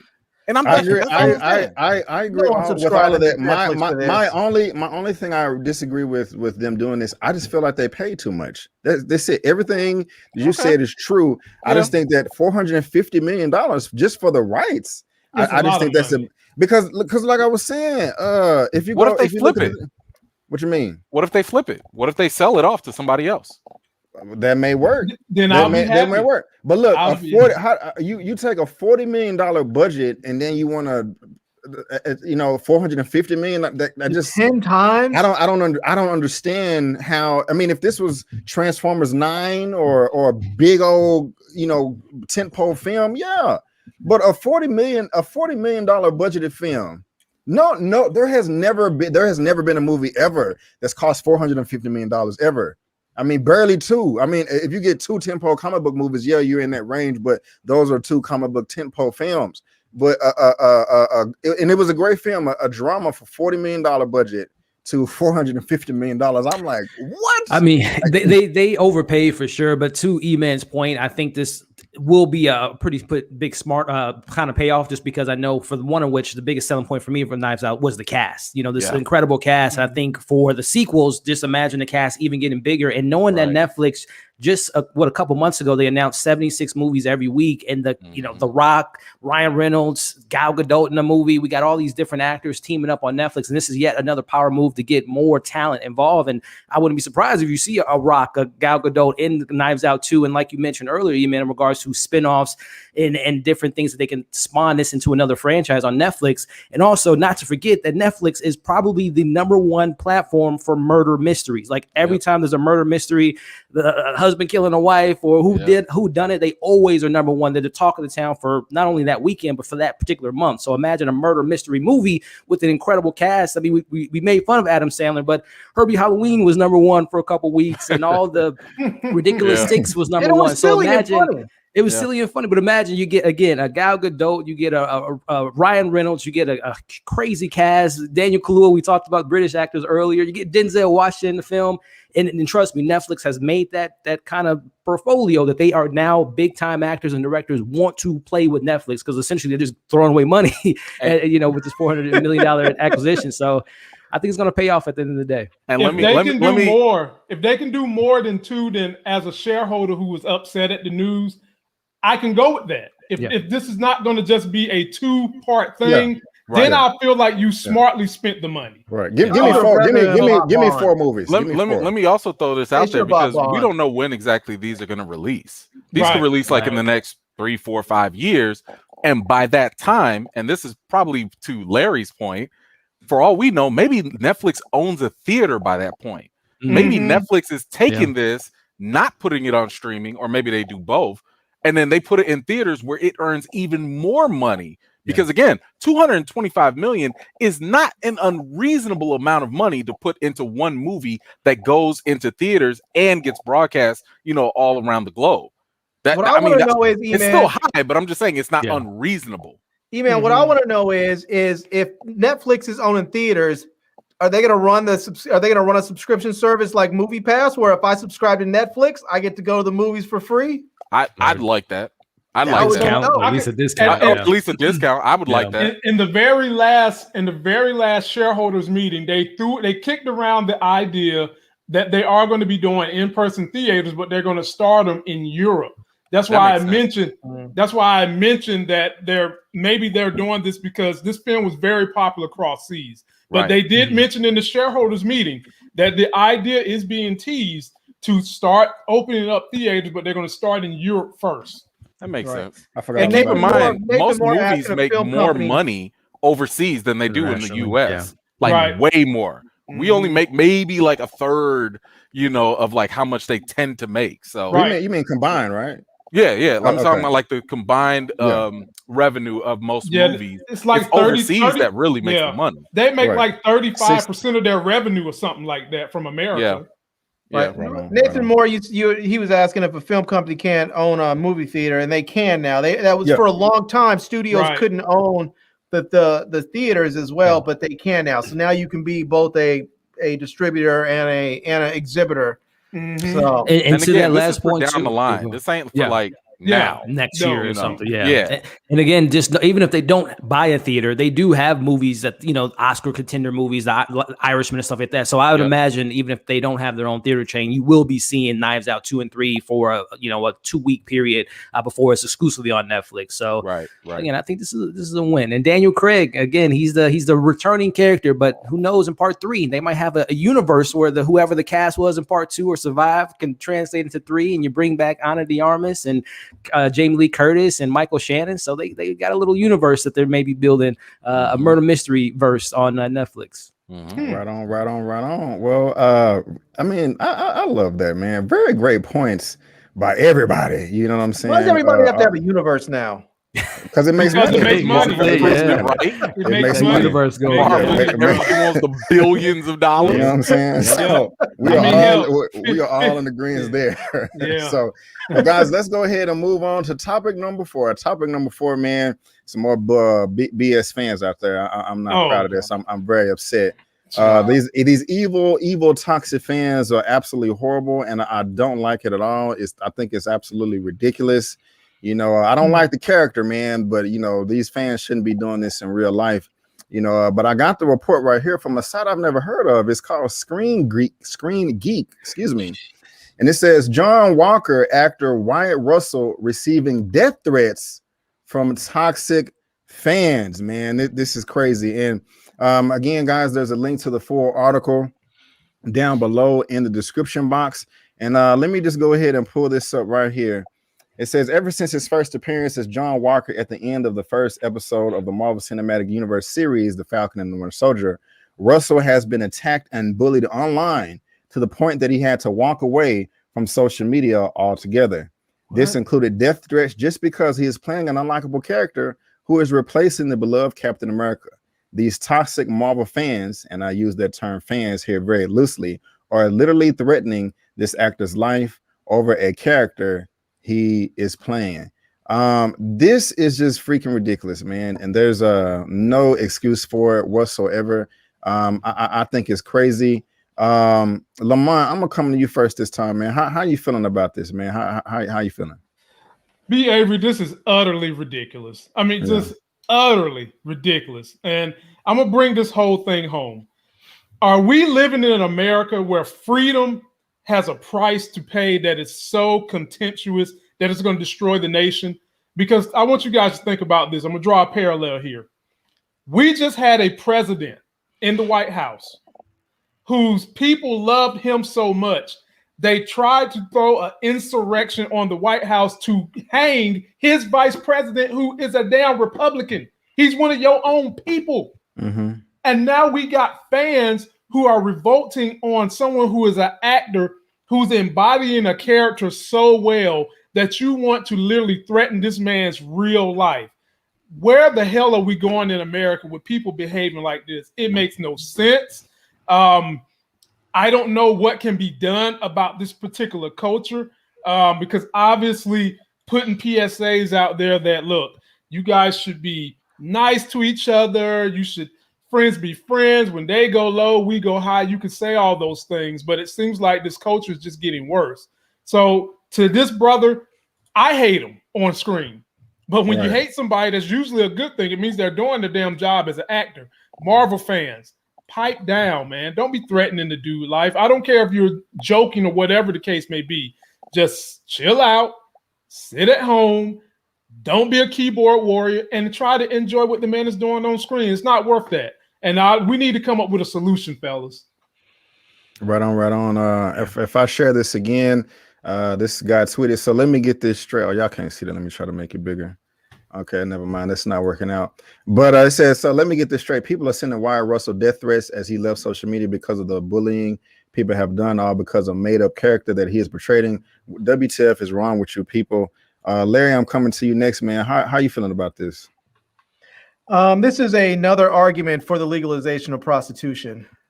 These dudes, they need girlfriends, they need sex, they need something else in their life because they are so far in their basement, in their comic book geekness, that they're thinking these people are real. I'm like, come on, man, go get a girl and stop overthinking all this stuff. You're supposed to enjoy this. You're not supposed to destroy it. You're supposed to enjoy it. Bro, I didn't know where you was talking about. I know where he was going with that. Talking about? He said they need therapy. Larry said they need therapy. They need some Robin Thicke sex therapy. They need some therapy. They need some sexual healing. They need a girlfriend. They need something in their life. Something. Maybe go learn how to cook. Something, man. Because I mean, come on, you're gonna go threaten an actor because of a character he played. I mean, if that was the case, I would have been threatening all kinds of people. I would threaten half the damn cast of Mississippi Burning if that's the case, you know? Yes, they deserve to die. Yeah, they deserved it. Miss Cantu didn't know what he was doing either. Yeah, man, it's pretty crazy. Eman, before I come to Eman, just if y'all don't know, Wyatt Russell is the son of Kurt Russell and Goldie Hawn. That is Goldie Hawn used to be so attractive, and she is not a flattering picture. Now. Oh my God! Dang, why you maybe I could have. My bad. I thought it looked fine. Hell no, not Goldie Hawn. Well, anyway. Oh my God! Well, E-Man, I'm coming to you next. You know what Goldie Hawn looks like now? Remember that movie she did with those three ladies when they all took that serum and they No, Death Becomes a Her? Yeah, she looks like Death Becomes us for real now. Come on, man. Don't do her like that. Yeah. Well, Lamont, do you cast her in Thundercats? Or I mean, what is she gonna play? Y'all not gonna do Goldie like that. I know what you want her to be. You want her to be the little sidekick, the little cat, huh? That's what you want her to be. I would bring the picture back up, but that would be bullying. We're not trying to do that. E-Man, I've been hanging around Larry too long. That's the problem. Let's get. Hey, y'all invited me on. He knew what he was getting. He invited me on the show. Get back to this. How you feeling about this toxicity, man? Yeah, This is the fans right here. I've called out the Snyder Cut fans that were calling death on the WB executives. I've called out the Star Wars toxic fans that were harassing and sending terrible threats towards Kelly Marie Tran. And now it's Marvel. It's Marvel's turn. Like my thing is this. Unfortunately, even if it's a small number, a lot of times a movement, a group, or a fan base can get a negative name by the ugliest stuff that people will do. Prior to this, maybe Marvel fans were thumbing down a Captain Marvel video. Like that was probably the worst they were doing. But now some fans are going out there giving a bad name to the rest of Marvel fans by going to this extreme. And I think at the end of the day, whatever fandom we're talking about, the most important thing is for that group to call out the behavior and just completely condemn it. To Lamont's point earlier, with the whole Republican thing, it's up to Republicans to call out all those people that led the insurrection and stuff. It's up to them to purge those nasties out of there. It's no different than with the issue of policing and the few bad apples. I'm sorry, I can't tell the difference between a few bad apples if they all look the same and if they're all quiet and they're not calling out the rest and separating the bad from the good. So as a Marvel fan myself, I am calling out these terrible, stupid people for this egregious behavior because it's dumb. And I'll be the first one now to say I want to give a straight up drop kick to the face of Captain Corny all day. But that's in fun. That's in jest. You know what I'm saying? No, that's what you said. You want to drop kick the character. The character. Right. Yeah. The character, not the real person. Golly, exactly. Like it's all this social media tribalism and group think that is literally twisting the minds of people, and it is ridiculous. Like exactly, I don't know what other cure there is outside of literally getting rid of social media in total. But in the meantime, we got to keep calling this behavior out, making these people really understand. No, you don't represent us. You don't speak for us. You on the fringe. You're crazy. And we don't associate with you. Right on. Let me grab this real quick. What a money reside. What a money reside. What a money reside. What a money reside. Okay. Infinite Science, thank you for the $5 super chat. Hit a G with that boss. Yes. Thank you, Vid. I would much rather see the continuation of the Underworld verse, and I'm glad the Matrix 4 is happening. Thank you very much for the super chat. I really do appreciate it. Thank you. And I want to point out, Sonya in there said that's not a good picture, but she's beautiful for 70 plus. And I'm not dogging, what's her name for Goldie for her age. I don't like all the plastic surgery that people do trying to hold on to something that can't be held on to. If you look at Sally Fields, who's about the same age, I mean, she's beautiful. She doesn't have all that plastic surgery. She's a beautiful woman at her age. I'm not saying she's a beautiful woman for her age. I'm saying she's a beautiful woman at her age. Yeah. So, I mean, I just don't like all that plastic get the Angela back. Put that back up. Hey. Hey. Is she trying to say black don't crack? Is that what she's trying to say? That's what she's trying to say. I just thought it was a bad picture. I don't think she's bad looking at. I just thought that was not a great shot. And that's what I was picking on, the picture. Yeah, it was just a picture for me. Well, thanks for the clarification, gentlemen. We got to get the narrative right. Elliot, man, how you feeling about all this, man? This idiotic, toxic fandom. How you feeling? Yeah, what's the remedy? What's the course of action? I mean, I'm just so surprised with the social media and technology that there isn't some type of who's the no fees, no can't, you're condemned from all social media accounts. I don't understand why it hasn't been any big story of the first, toxic troll making threats to these big actors that hasn't been fined for, $100,000 or, gone to jail for 90 days. I don't know why that story hasn't been out there. I don't know why it hasn't, quite happened yet. But again, with Wyatt Russell and other actors, it's something that's not called for, man. I mean, this is guys just acting in a role. And I mean, to be honest with you, it's going to only get worse for, this actor in regards to the role, because I'd imagine, Mr. John Walker has some evil things coming up in the next few weeks in the Falcon Winter Soldier, but neither here nor there. I'm just surprised that there hasn't been some type of algorithm. If you type in something, a DM, you could just report it to Instagram or Twitter or TikTok, whatever the case may be. And they are just no second chances, automatically banned, and there might be some type of fee associated with that or some type of legal action involved with it. I'm just surprised that hasn't happened in 2021 yet. It just shows to me that it's just, again, it's just the internet, it's just trolls. But that stuff can be taken very seriously, especially when you threaten someone's life. So right on, I'm confused. Man, if cancel culture ever needed to be a thing, it's for that. Yep. Cancel that toxicity. Yeah, it's pretty bad. It's pretty bad. Yeah, I will say I do have to agree with Lamont though. I mean, if you hate this character that much, that's just a testament to his acting. Doing a good job. That's his job is to bring this character that you're supposed to hate to life. Even sports. When we had people, Russell Westbrook, get into it with people at Utah, that dude's banned from any sporting events in Utah ever. So I don't understand why that can't apply to something social media that has an IP attached to someone's home, address and all that stuff. I don't know.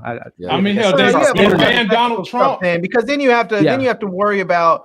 Was the guy behind the VPN? Was it somebody that was at his house and not him? Somebody logged on to his, to his computer because his kid did it. There's all kinds of other complications I get, but there needs to be something in place so that people just can't run around threatening people's lives. I mean, you can't do that in real life. You walk on the street and threaten someone's life, you'll find yourself going to jail. If that person, unless you're in a stand your ground state like Texas or Virginia, someone might shoot you. What a money reside, what a money reside, what a money reside, what a money reside. Okay. $5 super chat, super sticker. Thank you, Miss Aaliyah Cantu. I do appreciate it. Thank you. You keep Brandon, by the end of the stream, you're gonna be buying Knives Out 4 and 5. Right? You're gonna rain tonight. Computer some love, man. There you go. It's all thanks to Miss Cantu. Well, I you silly Elliot. By the way, that is a lovely picture, Miss Cantu. Oh yeah. Yes, it is. But let's go ahead and move on to topic number 5, guys. And I cannot wait to hear what you guys have to say about this. And that is, unfortunately, it looks like Warner Brothers is deciding to move on. They're making different plans with their DCEU, and Ava DuVernay and James Wan will no longer be, or at least right now, the New Gods and their Trench movie is not going to be moving forward. And I have the report right here from the Hollywood Reporter. It says Ava DuVernay's New Gods, James Wan's The Trench DC movie is not moving forward at Warner Brothers.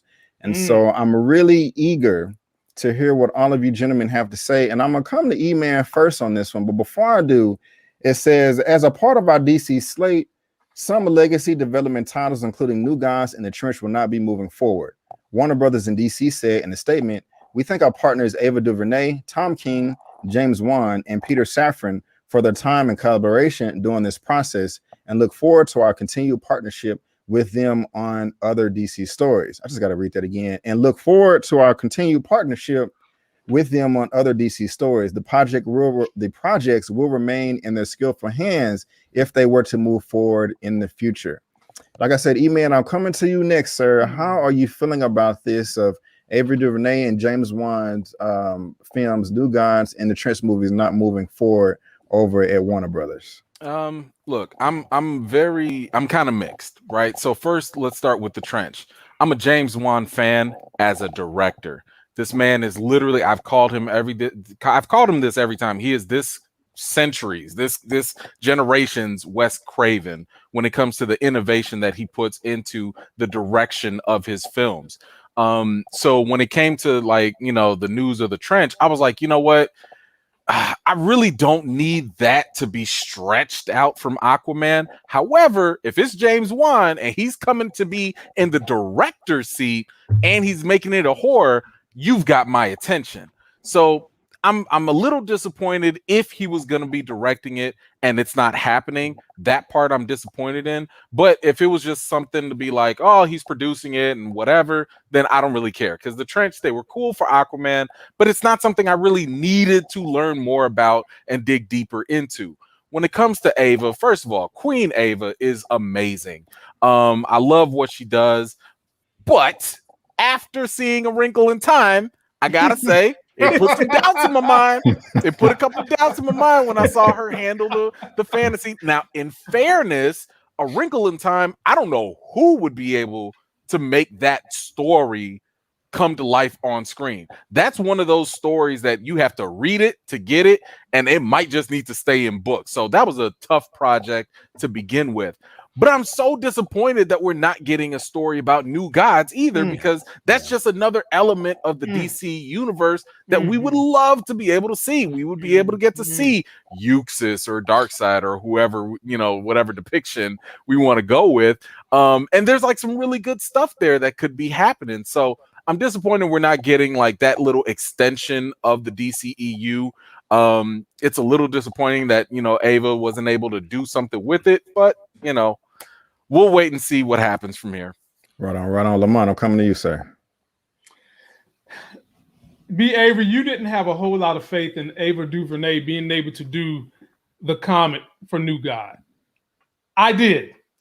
Even though she messed up on Wrinkle in Time, I had faith.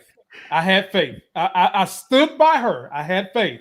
And the reason being is that, as Eman said, the story arc with the New Gods is so rich.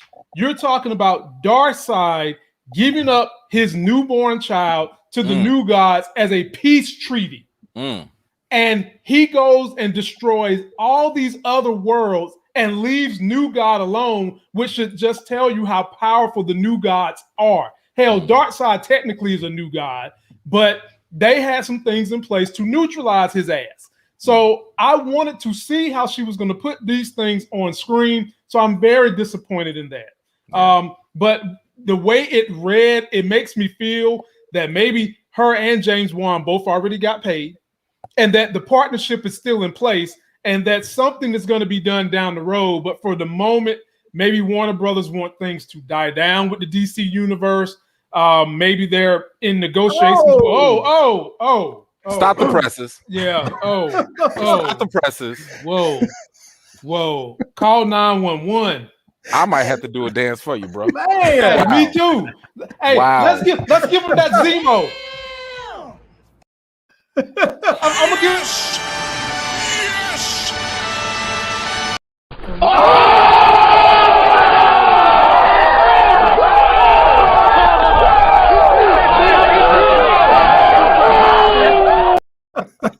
Oh man, that's Papa Avery right there. Hit him with the Zemo. That's a Harvey Avery. I should have hit him with the Zemo. That is Papa Avery. It's the Harvey Avery with the 99.99. That is the most I ever got. That's your rich cousin? That's nah, man. That's my dad, man. Oh man, thank you so much. Right. Yeah. Papa Avery, thank you so much. Look forward to you guys weekly, man. Coming through. He like real talk. He compliments all of y'all each time. He has I should bring him on sometime because he has Larry be doing this, and then Eman be doing this, and Lamont be doing this, and yeah, man.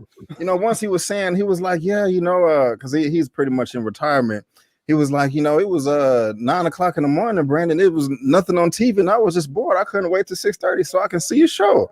And so Pops, I do appreciate it, man. That is awesome. Thank you so much. Like dads matter. Yeah. He's the man that made me who I am today. I'm very proud of him.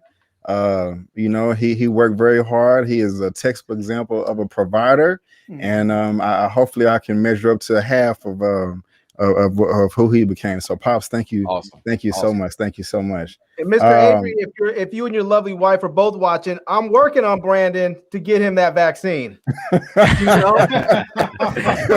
Did we talk about that on air, or was it before the show started? It was before the show. Yeah, he was. He got on me yesterday. Brandon, stop BSing and get shot. Yeah.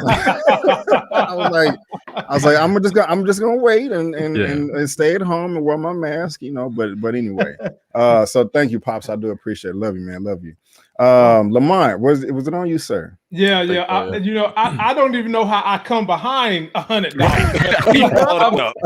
I mean, Jesus. Let me just say this. I was excited. I'm disappointed they're kicking it down the road. I didn't have to see The Trench either, but James Wan was on it, and I like what he's done with horror. So I did want to see what machinations he was going to pull out of his brain, and that's how I was feeling on those B. Avery. But I mean, I don't know how to stand up behind $100, so I'm gonna stand up. You're good, man. I appreciate you, Papa Avery, man. Yeah, appreciate it, man. I'm still tripping over here myself. Who's next? Is Larry you next? Have you go. Okay. Man, you know how I feel, man. I have zero faith in DC when it comes to live action movies. Just zero. Yeah, if they're ditching it, I'm okay. Ditch it and then just make an animated series out of this. Let's just turn this thing into split it up and make it like an 8 episode animated series. And let's roll with that. Put it on HBO Max. Elliot. What you got, Elliot?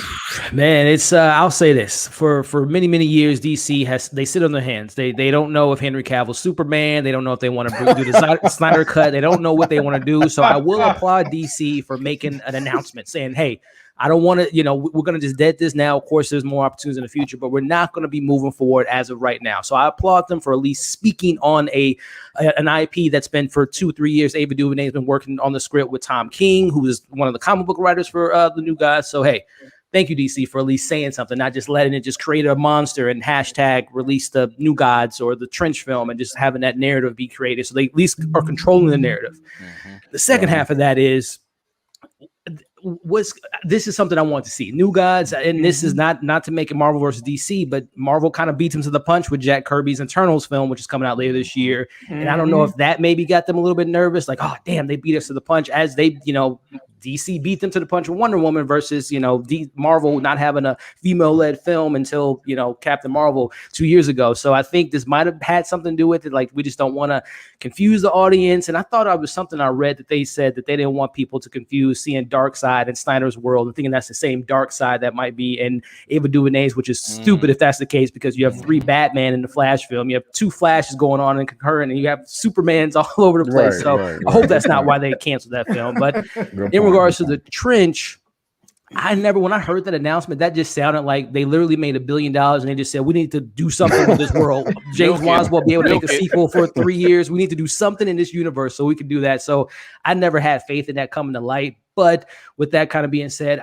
like Eman said, I am a huge James Wan fan. And what I love about what James Wan does is he not only creates great content, but he also gives people platforms to kind of be able to put themselves on the map, as he kind of built this camp with the Conjuring universe. David F. Sandberg, the director of Shazam 1 and 2. You have, Michael Chavez, who's going to be, I'm scared for the Conjuring 3, but I think he's going to give him that baby for he can maybe cross over to a big film. So I think James Wan, what he is doing is, don't be surprised if you hear some announcements of other James Wan projects, not maybe him behind the camera, but behind the scenes, bringing on these other creators to kind of bring in some new things like he's doing. He's the executive producer of Mortal Kombat. So, hey, James Wan, anything his name's attached to, I'm excited for. But The Trench, like I said, I never really had faith that was going to ever see the day of light. Very similar to the Trench people. They never see the light, hence that they're the monsters in the water. So I wouldn't be surprised if James Wan has something else on his sleeve and he's attached to something on HBO Max in the coming years. Oh, yeah. All right. Well, let me give my 2 cents on this. And I'm kind of mirroring what E-Man was saying in the beginning. But we got our sister right here, Ava DuVernay, and I don't want to crap all on her because she's done some great films like The 13th on Netflix. Waistline in that photo, though, man. Jeez. She's right. Put that back up. She was looking banging right there. I put that up there for a reason. I was like, I was gonna say it, but I don't want to. She is fine as hell. She is a beautiful woman. Very beautiful. And I love that she's covered up as well. You can still show what you have done in the gym and cover up. So I hope I don't offend nobody, but that's just how I feel. But yeah, she is gorgeous and very classy and intelligent and all that good stuff. But she did The 13th. She did Selma. and she did When They See Us. And I just said that to say, because with this news dropping, this is like some of the best news that has ever come out of Warner Brothers in a few years. I am thrilled that they're not moving forward with these two projects. I mean, this is music to my ears. I love Ava DuVernay, and everything I said about James Wan is true, but there are too many other movies in the DCEU that I want to see first before I see a Trench movie or a New Gods movie. And while Ava DuVernay is very talented, like y'all said, I just have no faith after The Wrinkle in Time. This movie was horrible. And I was rooting for it. I think that came out in 2018. It was was like one of my most anticipated of the year. It got like nobody else liked it. It's not just me. 42% critics, 26% of audience score is normally higher than the critics. Even they hated it. You know, it cost $103 million. No, the marketing was 103. The production was 90 million, and this is how much it made. Worldwide. So that's just to show how horrible it is. I don't mean to crap on Ava DuVernay, but this is just one reason why I'm happy with this news. Now, another thing that they said in the article that's very important is that they said that they're not just canceling the films. At the bottom it says the projects will remain in their skillful hands if they were to move forward in the future. And so give us a Man of Steel 2, give us Justice League 2, give us a Flash origin film, Green Lantern Corps, Black Adam, all these other films that they've announced first. You know, take your time, and then let's get the New Gods and the Trench movies, and also let Ava DuVernay do something else with that has to do with effects before she takes this on, because I just don't feel like you can go from 13th Selma and When They See Us to a DC. I just don't see the jump. And I would like for her to, because of how bad this was, I just prefer to see her do something bigger than what she's done in the past, but smaller DCEU, and then she can come back and do the New Gods. Because when we hear her talk about it, she is very passionate, and this is also what she said on Twitter.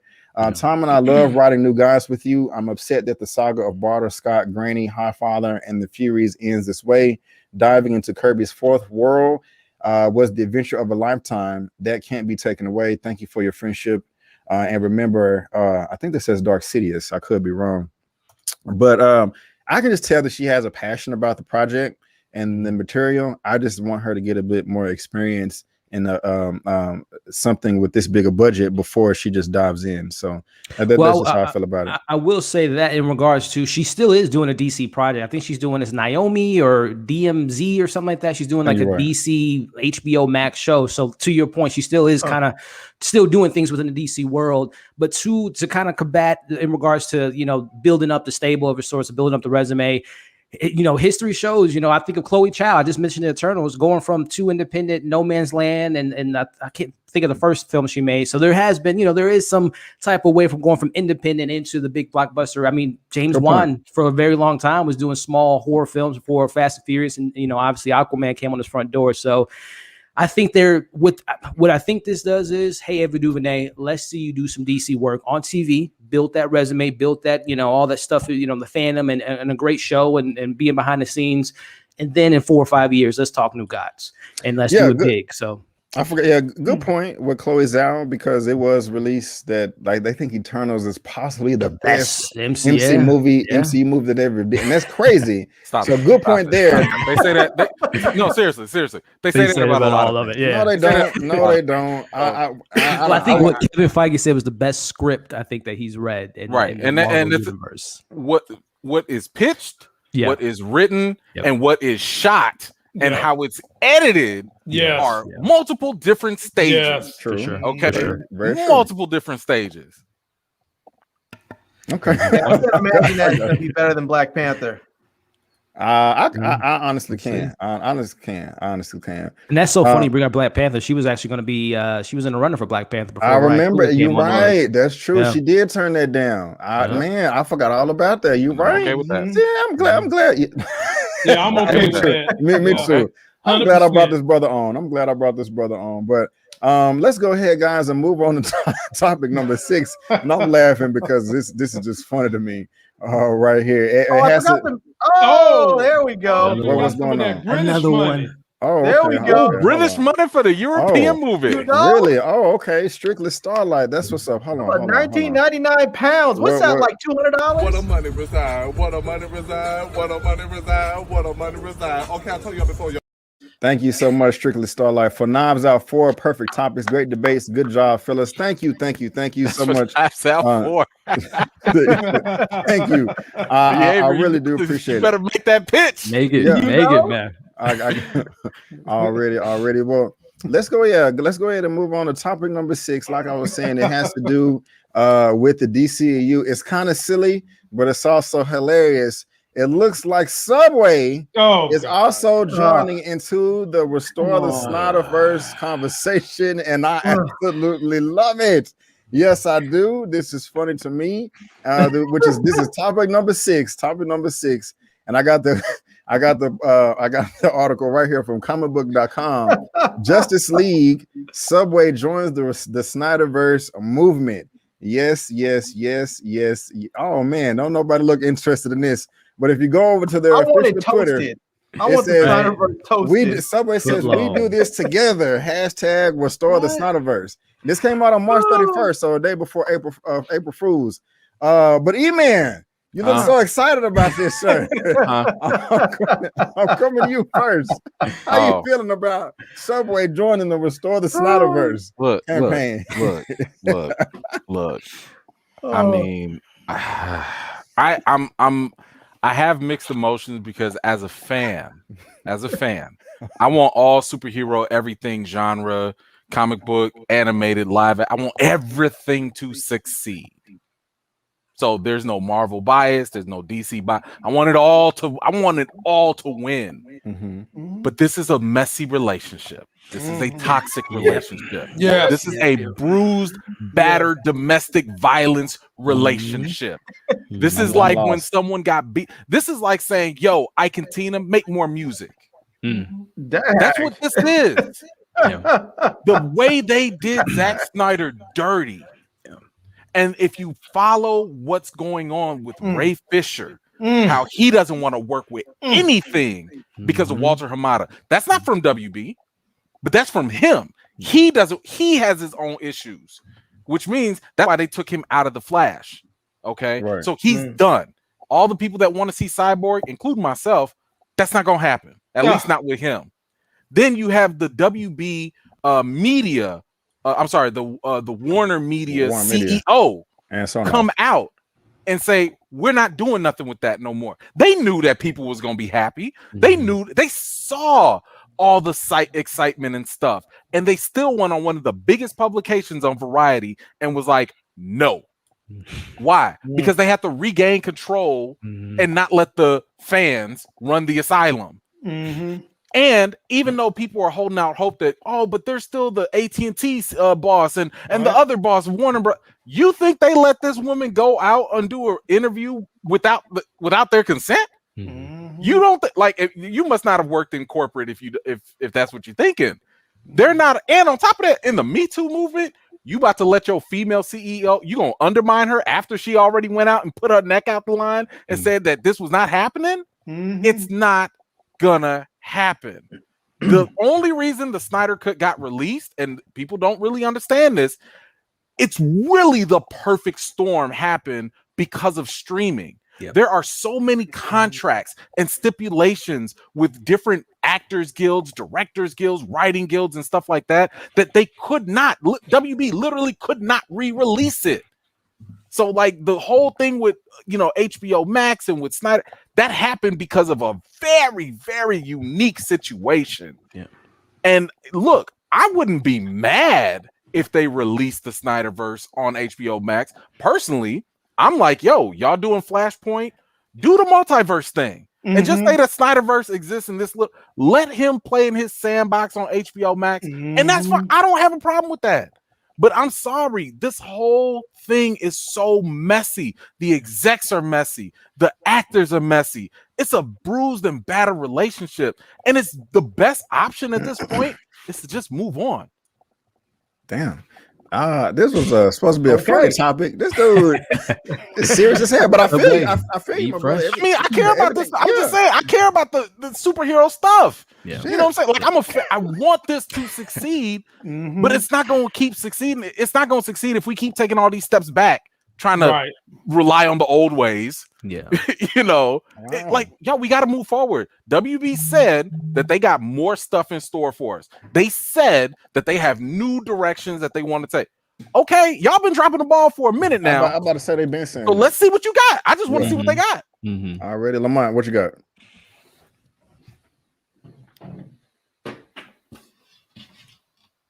DC Comics. Everybody claimed that I'm a Marvel fanboy. What the hell does this say?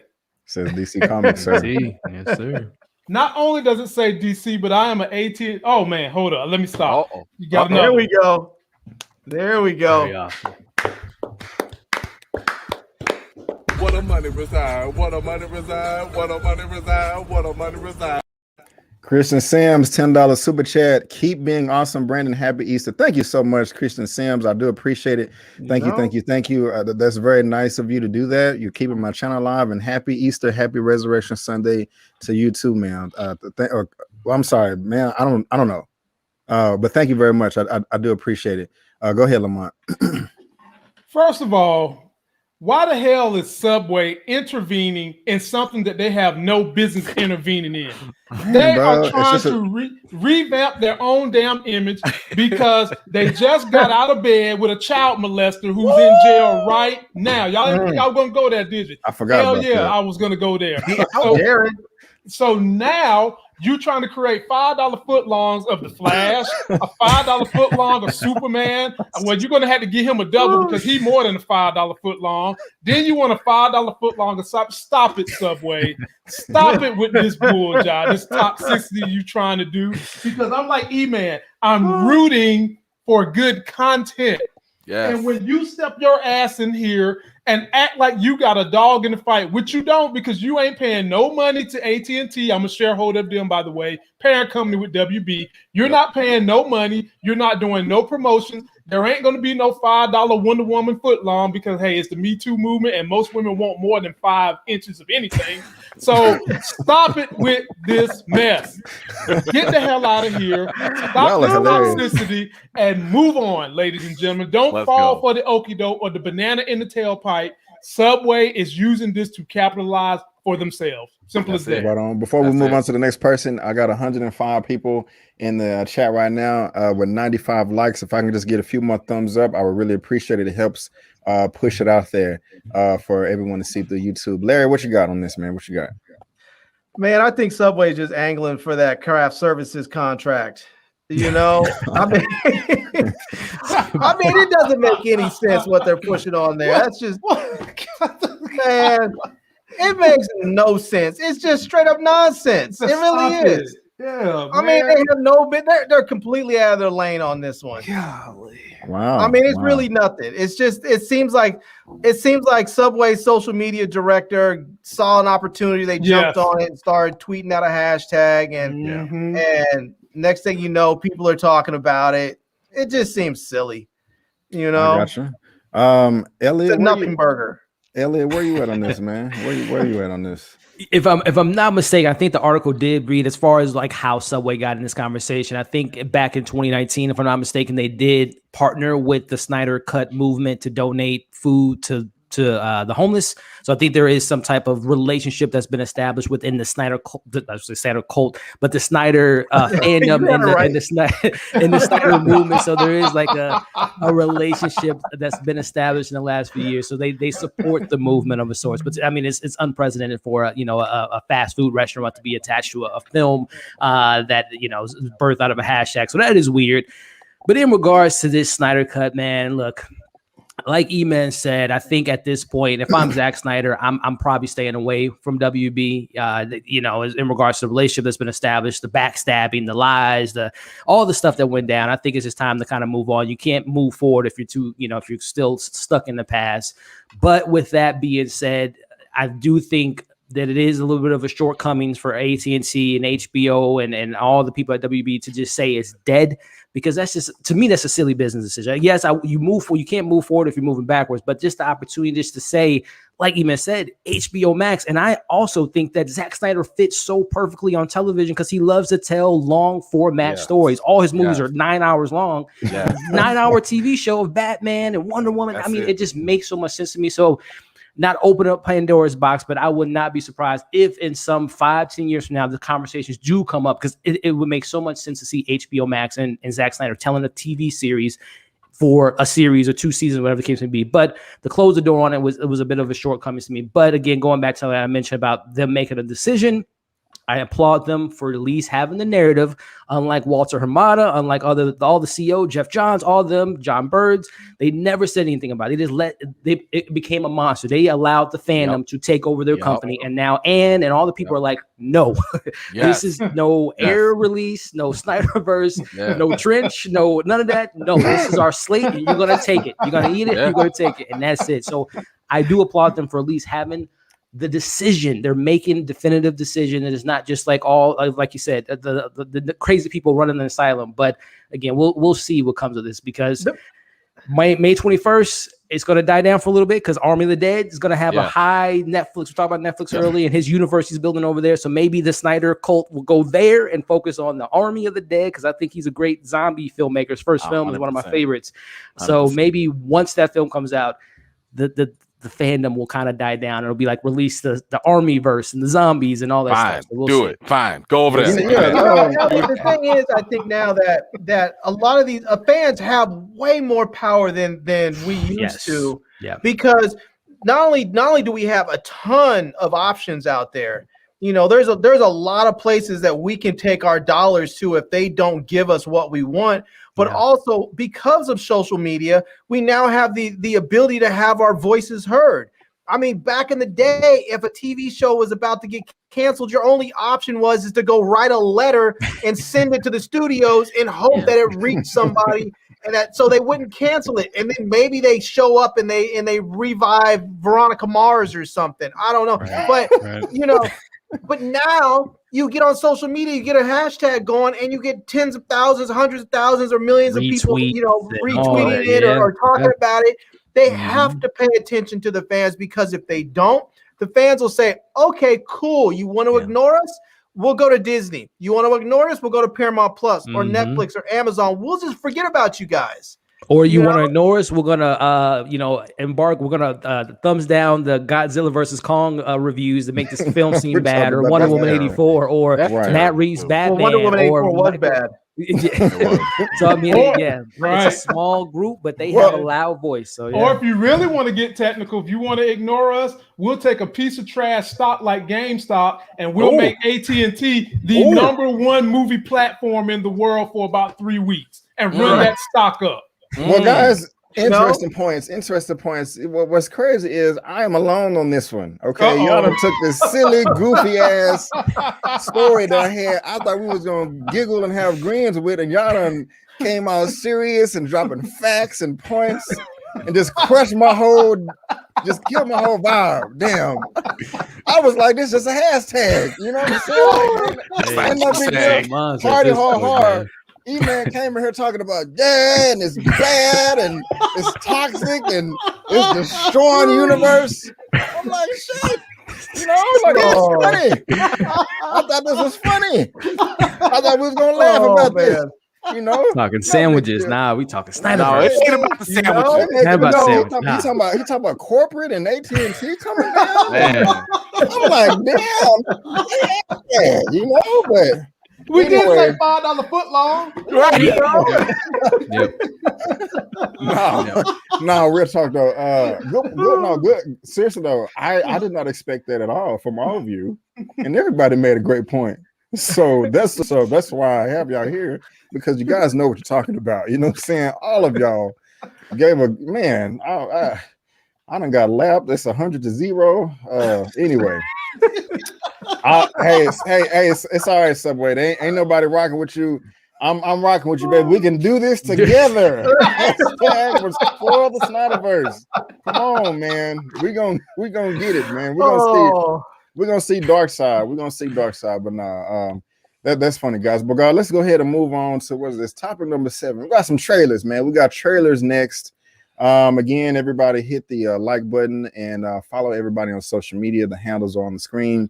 I gotta pull the ripcord right now, man. I'm being bellowed by the baby. Oh, okay, all right. Well, I understand. You already know how that goes. You know what I'm saying? So, Lamont, I appreciate it, my brother. I appreciate you fellas, man. It's always a great time when you guys can come through and show these brothers the kind of love we all deserve. These are very highly intelligent brothers, highly entertaining. May I add you, be sure to subscribe, like the brothers' channel, join everybody's channel. Y'all know where y'all can find me at tomorrow. Yeah, there's a link to it's a link down to his YouTube channel in the description, and you can also head over to the channel tab.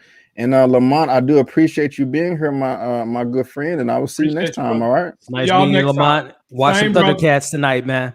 Yeah, hey, get on it. Check out the one from Thundercats 2000. That one season was great until Mattel said we ain't selling enough toys, and I'm out of here. All right, man. I appreciate it. I appreciate it, man. And let me grab this real quick. All right. Oh, here we go. Yeah, here we go. Right. Here we What go. a money reside. What a money reside. What a money reside. What a money reside. Okay, I'll tell you before you. What's going on, my brother? What's going on? Malcolm, a small contribution to Black Male Lead Media. This is beautiful to see. Keep it up, fellas. 100%. No such thing as a small contribution. Thank you, man. Thank you. I really do appreciate that, man. I really 99 do. cents to $99. It's all good. You know what I'm saying? Yeah, that's a hell of a lot. So thank you. So thank you. So guys, we all comic book heads in here. We love it, and I want to, Larry. Have you seen the latest Black Widow trailer? I haven't. I was gonna watch it, but then I was like, nah. If you're gonna play it, I'm gonna go ahead and wait. Don't do it. Don't watch it. Why? Don't watch it. Is it bad? No. It's just, in my opinion, it's too spoilery. I don't know why Marvel has a long tradition of when you look at their second and third trailer, they show you way too much. Like all the little surprises, all the little twists and turns. They like, for example, what was it? Ant-Man. When Falcon was supposed to be a surprise guest on there, they showed him in the third trailer, and this was like 2-3 weeks right before the movie was coming out. And I'm sitting here, I was like, yo, that actually would have been a legit surprise for people, but y'all just got so thirsty thinking that you have to oversell your trailer. So no, don't. I would not recommend watching it. If you're at this point in the game, 10 years down, you don't know if you want to go see this movie or not. It's probably not for you. I'm just saying. Marvel doesn't need it's 10 years. And if you were not convinced after the first Black Widow trailer, maybe the second, what are you doing? How much more convincing do you need? Eman, have you seen the trailer? I have. And it pissed me off. Elliot, have you seen the trailer? Yeah. Yep. But Larry, you have not seen the trailer. I've not seen it. I'm okay, man. You can show it. If you were planning on a show, you can show it. I'm okay. I mean, I've seen it. I can play it. I was planning on playing it. If you want me to play it, I can play it. I've already seen it. If you're gonna play it, man. I'm all good. And Eman, if you haven't seen it, I would. Oh no, I have seen it. I have seen it. Okay. Yeah. You can play it. If you haven't seen it out there, Eman is saying stay away. I was just saying stay away if you don't want spoiler stuff. I don't like spoilers. I like people to experience movies as best as they can. So I'm allergic to spoilers. But yeah, I've seen it. Yeah. Well, that brings us to topic number 7, and let's go ahead and break down this trailer right here from Black Widow. I'm excited. It looked good, but I'm gonna go ahead and play it for you guys, and here we go right now. You don't know everything about me. I've lived a lot of lives before I was an Avenger, before I got this family. I made mistakes choosing between what the world wants you to be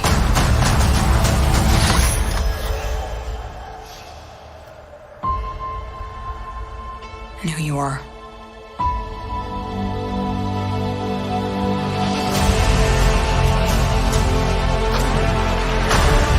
We have to go back to where it all started. Where did you think I was all this time?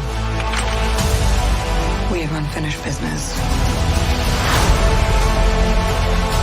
My girls are the toughest girls in the world. I'm sorry. We had our orders and we played our rules. It wasn't real. It was real to me. To me, you were everything. Bring her home. Put your seatbelts on. She's such a mom.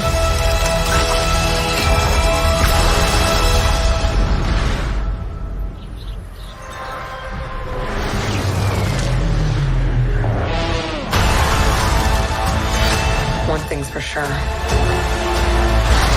I'm done running from my past.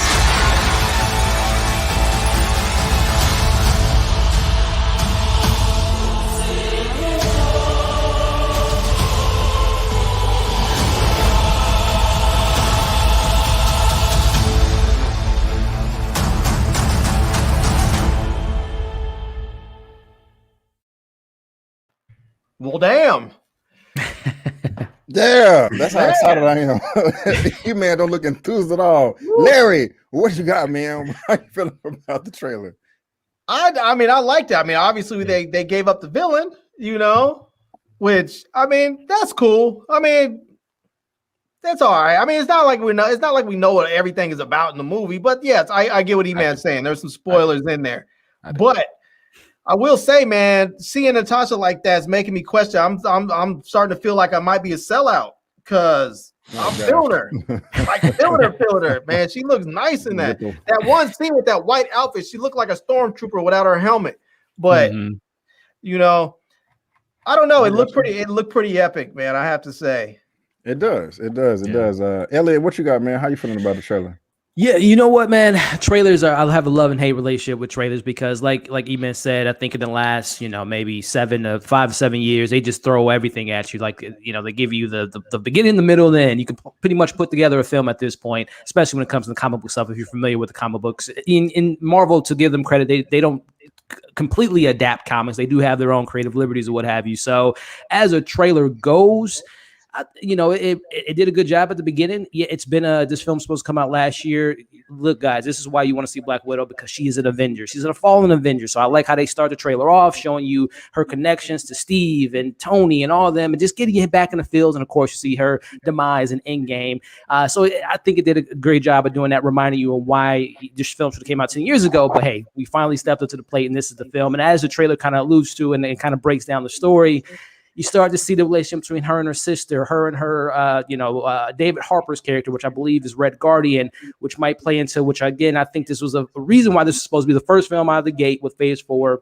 And Falcon and Winter Soldier was supposed to be the first TV show before WandaVision, because I think there was going to be a lot of connective tissues with the serum and who else has it. The Russian Red Guardian is the super soldier and all that stuff. So I think there was supposed to be a connective tissue in that way. And then in regards to, I know Eman, in regards to the spoilers go, the gentleman that's talking to the mind control, Taskmaster, I believe that character goes by the name of Dreykov, if I'm not mistaken, which if I'm not mistaken, in Endgame, didn't Red Skull say the daughter of Dreykov? So I don't know if that is literally her dad. It's not David Harper's, not her biological dad, but is that her real father?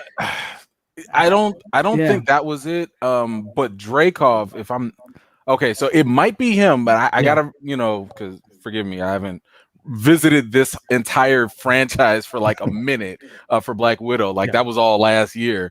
But I wanted to say Dreykov is the person that was running the Red Room from the comics, or from the story in general, which I think is kind of a spoiler, but I'll let feel free to finish. I gotta rewatch Endgame, because I could have sworn that Red Skull said the daughter of Dreykov. So I don't know. And again, too, the daughter of Dreykov, he could have literally just taken her in as a daughter, and she looked at him as a father. And the Soul Stone, he puts together that maybe is a fatherly figure besides Red Guardian, but. A lot of the theories out there, Rachel Weisz, she might be disguised to be the Taskmaster, which I don't think is the case, but neither here nor there. No, it was Ivan. It was okay. Gotcha. Daughter of Ivan. Ivan. Gotcha. But so if Ivan was her dad, Dreykov was the person that was running the Red Room. Right. And I think too that Natasha's had some dealings with his daughter, like killing his daughter, I believe. Yeah. And that kind of bring her home. I want to, handle that and further things. So there's a lot of stuff to look forward to. Again, passing the mantle to Florence Pugh to come up in Hawkeye later this year, and obviously Young Avengers and all that stuff. So I'm excited for it. The film should have came out a long time ago. Disney Plus theaters at the same time. I'll check it out when it comes out. But I thought the trailer was a pretty good trailer, minus the spoilery stuff that they showed us. And Eman, I know you have something lovely to share. I'm gonna grab it real quick first. I'm really excited about it. I think the trailer looks great. I'm glad you said that, Elliot, because I was going to ask y'all, who the hell is this guy? And you two really broke it down. So I do appreciate that.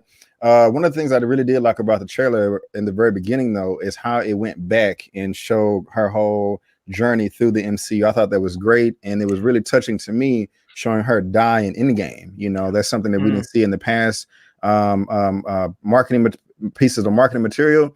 And that right there made me just care about the character that much more, who I already knew. It made me more excited about seeing the film. So as far as them releasing this trailer right now, it got me excited again, and got me in the movie mode. Like, man, yeah, we're back. We had WandaVision and Falcon and Winter Soldier, but we are really back in the MCU now, twofold, threefold.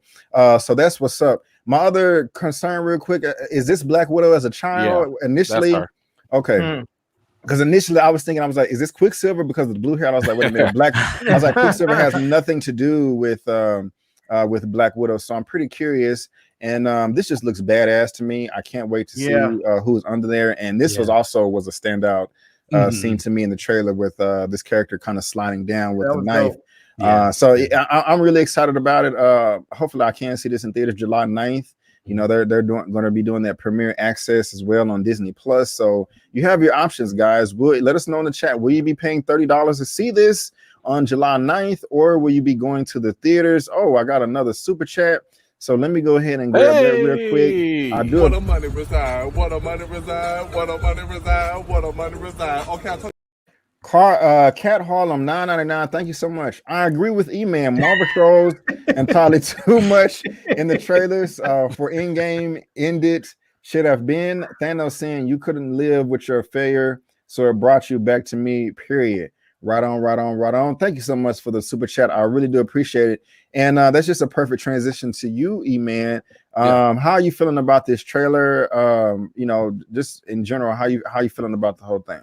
So my whole thing with trailers is, the whole point is to get you excited for the movie, right? But my thing is, like, I don't want you to show me the best parts, because when you show me the best parts, I'm gonna go into the movie and be like, okay, y'all got anything else? Like, what else is there besides this big falling down scene?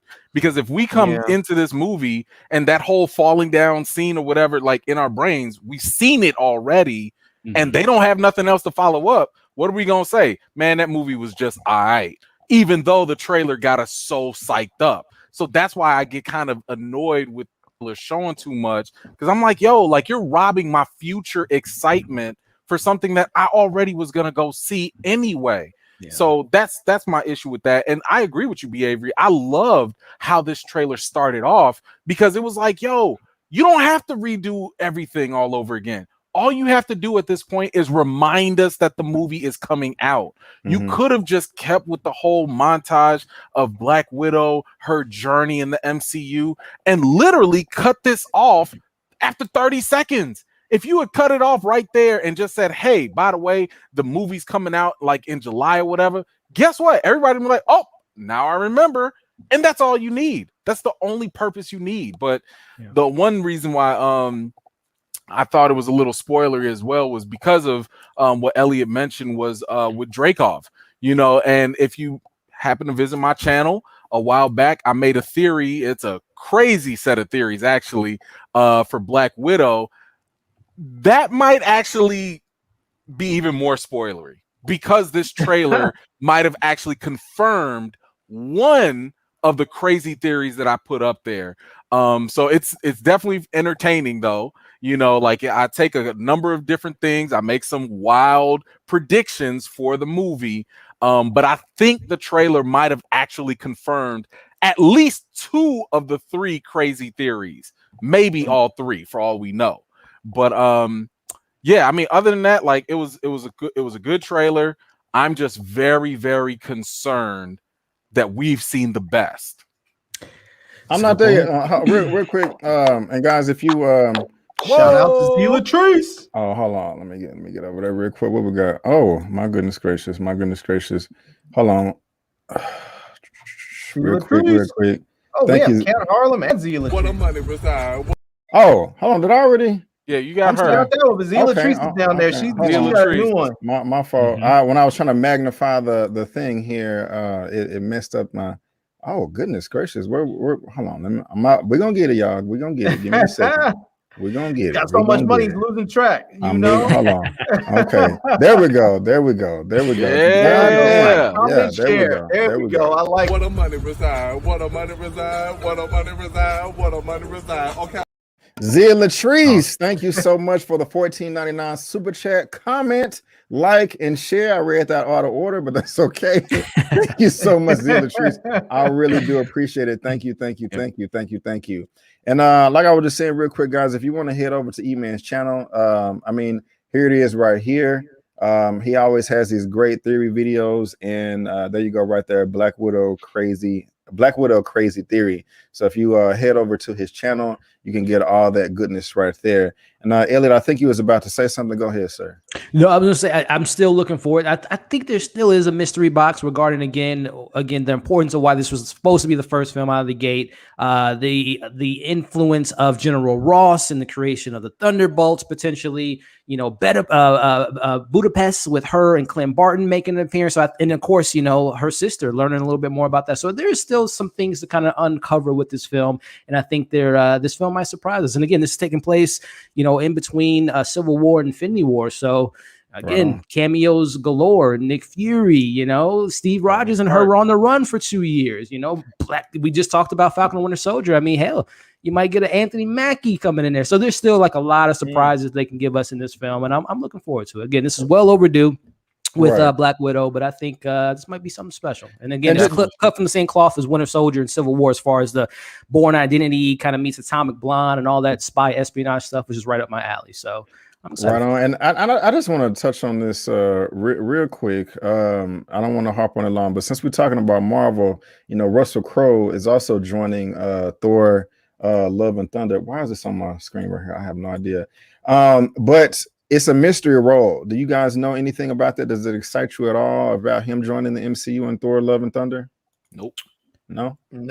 only because like what was it? They announced Matt Damon was coming back, Melissa McCarthy, Russell Crowe. For all we know, he might be coming in just to play Odin, like within the play. Yeah, the actor. So I got Thor movies at this point with Taika Waititi doing it. Yeah, it could be anything. It could be whatever. It could be no different than Brad Pitt showing up in Deadpool, and that's it. So I wouldn't put too much stock into it. Or it could be Beta Ray Bill voicing a anime or a CGI character. We'll see, because he has he has a pretty interesting voice. But yeah, this cast is crazy though. I didn't even think of that. Mr. King Palmer, $4.99 super chat. Salute to you, one of the best movie channels out there. Fire! Thank you so much, and sorry for screaming in the mic. I have to agree with you, Mr. King Palmer. Thank you so much, and thank you, Larry. I do appreciate it. But guys, let's go ahead and move on to topic number 8. We're running a little long, and I got to get these kids to bed. They got lives and babies to feed and worlds to save and all that. And it's just another trailer breakdown for the Spiral. It's the Spiral from the Book of Saul. Larry, have you seen this? This is a topic number 8. Larry, have you seen this trailer? No, have not. And was you about to say something before I switched over? Oh, just one of the comments. Kat Harlem asked what branch of the military I served in, because she said I was in the Coast Guard. Already. Thank you for your service, sir. Elliot, have you seen the trailer for Saul? Yeah, man. Me and Saul have a really deep relationship. I'm a Saul fanatic, even though I can admit those last 7 films are pretty bad. Eman, have you seen the latest Saul trailer? Yeah, I'm right there with Elliot. I mean, James Wan, with the connection and everything, the Saw. So I was already in love with the whole franchise. Last couple movies were kind of weak, but it's kind of like when you that deep. When you that deep into it, you can't go back. Exactly. And again, I told you a long time ago, I value my sleep. And Larry, you say you have not seen the trailer, right? No, man, I value my sleep. I don't want to wake up in the middle. You don't want to watch it. You don't want to watch it. I ain't gonna have no nightmares with this. You want me to play it for you? Go ahead, man. Go ahead.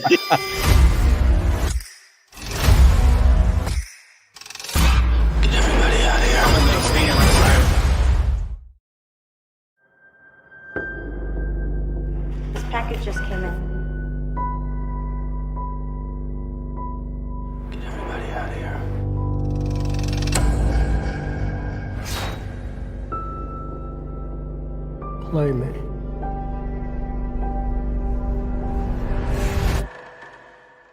Hello, Detective Banks. Do you know where your officers are?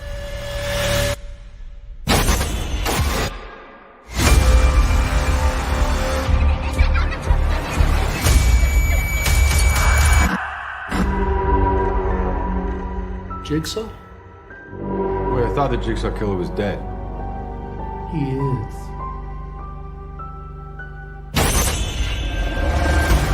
Find him. We have hours, not days. How can I catch this guy? If there's nobody on the force, I can trust! You can't do this alone.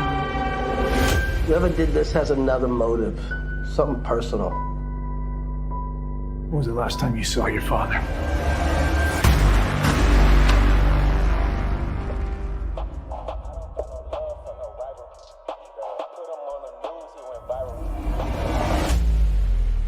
Jigsaw copycat. This is gonna go sideways fast. All available units, officer down. That was just a diversion to get us out of the precinct! I need everyone on this case! He could be anywhere. He could be anyone. We're gonna tear this city apart. I'm a never spin like a spiral.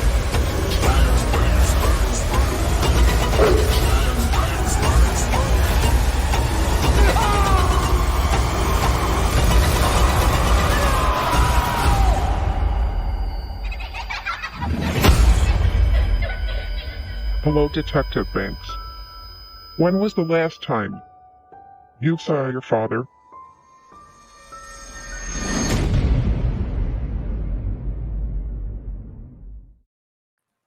All right.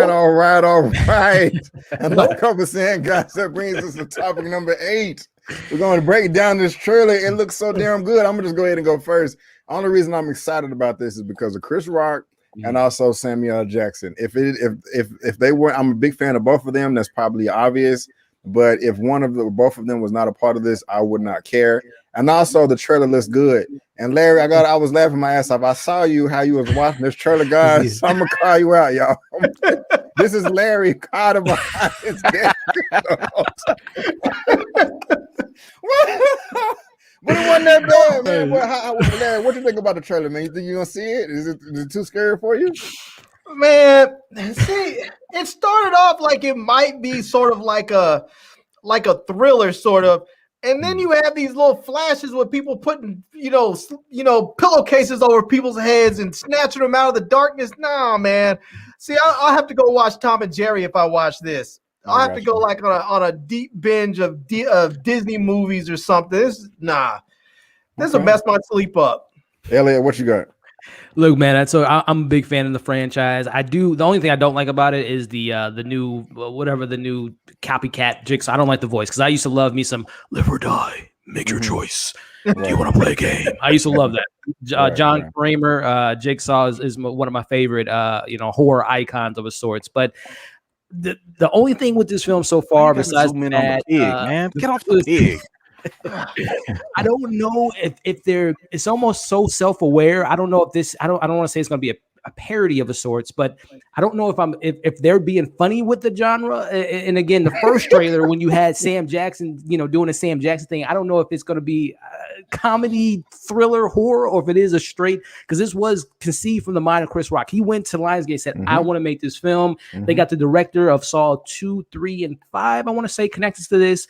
So it's going to be interesting because I watched the last season of Fargo with Chris Rock really playing like a serious role. He's done it in the past before. And sometimes it's like I see Chris Rock. I don't see the actor. So that's the only thing that makes me a little bit nervous. And we played in this well before as Eman can testament in regards to the police being so involved with Saw. There's literally like 4 films where the police are like heavily involved. And I don't want to spoil anything, but we're going back to that well with some undercover people can be trusted working with Jigsaw, this new copycat Jigsaw. So we'll see, man. I'm going to check it out because I literally own all the Saw films. I've seen them a million times, and this is going to be the millionth and one time that I'll see something attached to the Saw universe. So we'll see. Zia Latrice, I think that's the best comment that you've ever came up with in the universe. Great. Man. Eman, what you got, Eman? All right. So I feel like Thanos right now. because I feel like I too am cursed with knowledge, and because of that, it's kind of messed me up a little bit because I happen to have a friend of mine who works in the industry that that does a lot of the screenings and testings for the movie. The first round of this didn't do very hot. Now, that doesn't mean that maybe they tweaked it up a little bit. Maybe they fixed a couple things, but it just came. The scores from audiences came out to be, and even that, wasn't what concerned me. What concerned me the most was the interview of Chris Rock. Just like Elliot, I was concerned because Chris Rock, not because he was starring in it, because he can do serious roles at times and that can work. But it was the fact that he wanted to executive produce this. And it was what he said to Lionsgate that bothered me in his interviews. He was like, yo, I was watching the Saw movies and I kept thinking to myself, like, there needs to be a funny part here. It's not funny enough. And I was like, what the? That's my fear. Yeah. What? Damn, cuz. No. I didn't know. I didn't No. So the fact that he was saying that, I was like, so you want to make a Saw movie because it wasn't funny enough? And here's the thing. I get it. Some people don't do horror and stuff. My wife is like that. Like, because she doesn't like horror, she likes to laugh at it. That's why we can't watch horror at the same time, because horror and comedy are like oil and water. They do not go together. It's literally like it's water to fire. If you're scared of something, what do? Laugh at it. That way it's no longer scary. And to me, I'm like, yo, I'm trying to go into this to be scared. I'm not trying to go into it to laugh about stuff, because that disrupts the tension. It disrupts the mood. It disrupts the eeriness, the fear, all of that. So I'm very concerned if they keep that. Now, this trailer doesn't show a hint of that, but you can always cut a good trailer to look one way and the movie come out a different way. Just look at Cabin Fever, for example, or Cabin in the Woods, for example. I'm still mad at that movie, Cabin in the Woods, because the trailer made it look like a legit horror, but the movie was like a straight up parody joke. And I was like, I didn't come for Josh that. Whedon do that one? I think so. Drew Goddard. Yeah, you're right. Oh, okay. Yeah. That was a cluster. Yeah. To me, I'm like, yo, sell me whatever your trailer is telling me. That's what I'm expecting. So if we're going to get what this trailer showed, I'm in. I'm sold. I'm good with it. But if what Chris Rock said in previous interviews about adding more humor and stuff like that, I'm just saying I'm concerned, because I don't want humor like that in these type of movies. That's just me. Unless you're talking about doing some Bruce Campbell campy type of thing, that's different. That's a different lane where you could do horror and comedy, but ain't nobody really being scared of something like that. Right. The Evil Dead, the 1980s version, the Freddy Krueger type of stuff back in the day. But like this, it's supposed to be scary. It's supposed to keep you up at night. Man, look, we'll see. Y'all think Samuel gonna make it out alive? You think Chris Rock gonna chop his arm off? Do you think Miss Piggy is coming home to dinner? That's so funny though that Eman brought up. That first trailer was more comedy because it was Chris Rock and his partner talking about his wife cooking dinner, and they had the 21 Savage song playing in the background. So going back to what you said about your friend with the test, I think they might have tweaked that and made it a little bit more horror, especially with the year gap that they had to delay. So hopefully they went more to like, let's make it more scary, because the only thing that could be funny, and I'm just going back to my theatrical experience with all the Saw films, I'm the type of person that I grew up with horror, so I kind of laugh at parts that aren't supposed to be funny. But the big thing about Saw is the traps. And when you're in that environment in a dark room and it's like, oh, they're tearing off their ears, and then you just kind of laugh after the scene happens. So maybe that's what he meant by like playing more into like, this is messed up. You got to shoot heroin in your arms to survive, right? You pretty much live or die. You're going to die by living. So maybe that's what he meant by just maybe cutting the tension in regards to those crazy traps they have and kind of playing into the absurdity of it all. So we'll see. Did you laugh at the first two Saws? Because I think those are like the best ones. No, those are straight like you mentioned, James Wan, and those first two are like some of my favorite horror films. I love especially the first one. First two are great. 3 was okay. Yeah. 4 and 5 were pretty much the worst things that ever hit the world. Donnie Wahlberg and that whole thing. 4 and 5 were horrible. 6 was actually pretty decent. It was all right. I remember like, okay, 6 was my, and then 7. Was that the one with the redhead? I can't remember. I can't remember. I just remember they start to blend together for me. I think 6 was when his wife got movies are involved. there? There's a lot. 7, 8. Then 7 was bad. That ended it, and that's when they had the dude from the first one come back, and he was a Saw person. And then they had like a reboot that came out like it was called Jigsaw. Jigsaw. That was crap. That was crap. Yeah. But guys, we are going really long, and so we're just gonna move on to the last topic of the day. And that is another trailer breakdown for Space Jam: A New Legacy. And I wasn't looking forward to this initially, but you know, as time went on, it just looks even that much better. And so, Larry, have you seen this trailer, man? I'm always coming to you first. Have you seen it? No, but I feel like this is a good trailer to cleanse my palate. Okay. Well, cool. Let's go ahead and cleanse the palate right here. And here you guys go. The new trailer that drops Saturday, 8 a.m. CST, the new Space Jam trailer, A New Legacy. All right. I'm all about that right there. Nice. I'm glad, man. Well, tell us how you feel, man, because I'm really happy to get your reaction. I was watching you as we was watching it, and you did look happy. But that does bring us to the last topic, this trailer breakdown for Space Jam. So, Larry, coming to you, man, how you feeling about this trailer? Man, that just looks like pure fun. It just looks like a straight up good time. It's just like, you can watch that. You don't have to have any sort of expectations about any sort of anything. There's none of this suspend your disbelief or any of that crap. You just go in there knowing it's going to be complete 100% utter ridiculousness, and you get to enjoy all of it, and it's going to be fun. Right on. I love it. I agree, man. This does look fun. I wasn't thrilled when this was announced, but the closer we get to it, every time they release something, I do get more excited. Eman, how you feeling about the trailer? It's funny, Don Cheadle's character. Actually, I think I'm probably, now that I've seen him, I'm probably looking forward to his character the most. He just looks like he's going to be a handful. Terrorists kidnapping kids, and that's ridiculous. But yeah, Eman, how you feeling about this, man? I mean, look, it looks fun. You know what I'm saying? Like, I'm still a product of the first Space Jam with Michael Jordan and everything, and like, I'm not looking for Oscar award winning acting or anything like that. I grew up with Looney Tunes, so I'm always down for all of that. It does kind of have like a Ready Player One type of vibe to it, where they're literally just throwing every WB property in there, all at once. But it looks like it's gonna be pretty straightforward. I don't even think this is something I'm gonna review. Just because it's kind of like, what's the point of reviewing these type of things that are just for the Goon Squad? Because in the first Space Jam, they had like more of the premier Charles Barkley and all the like type name. I think they got Draymond Green. Dame Time is there. Dame Lillard is cool. But Kyle Kuzma, what? Like, why is he there? What do we? So I don't know. We'll see. I think it'll be a fun time. Right on. Yeah, man, it looks fun to me too. I can't wait, but it does look fun. My expectations are just super low. I like what they're doing with this super multi-matrix verse. I mean, we got every character that's ever been created in this. But I'm really curious to see what Don Cheadle is cheering about, because why are you celebrating? Like, you're a monster. Talking about, play basketball, you get your kid back. That's insane. So I don't know, but I'm looking forward to it.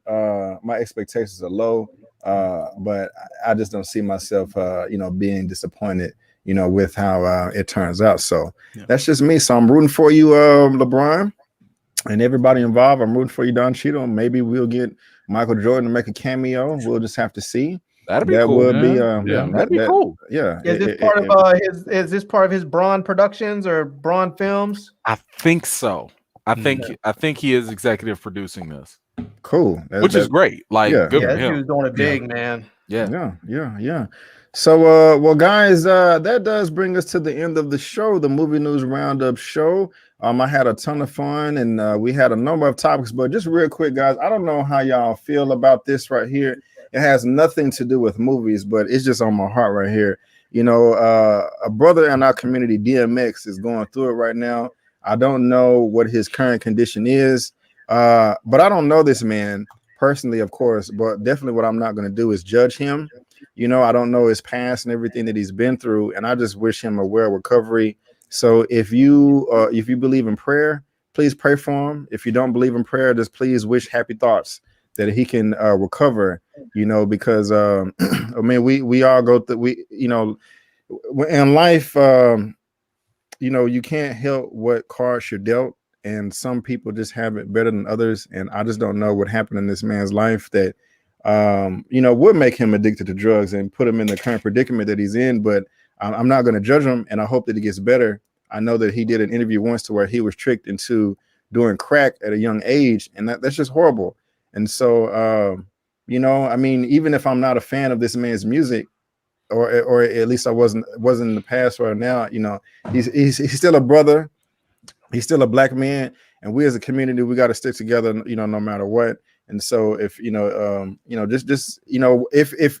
if everything does work out and he becomes healthy, just flood him on social media with love and words of encouragement, hashtag DMX, whatever. Y'all can come up with something creative, but that's just something that I had to speak on. And so, because that's just, I think since Friday night or something like that, that's just kind of been on my mind. I meant to mention it at the very beginning of the show, but I forgot. And so that's just something I had to say real quick. So, that's that. So you said prayers up for DMX. I feel like he needs to. I feel like, and I'm not usually one for mandatory stuff, but I feel like they might need to put him in a mandatory inpatient treatment for, because this is not the first time he's OD'd.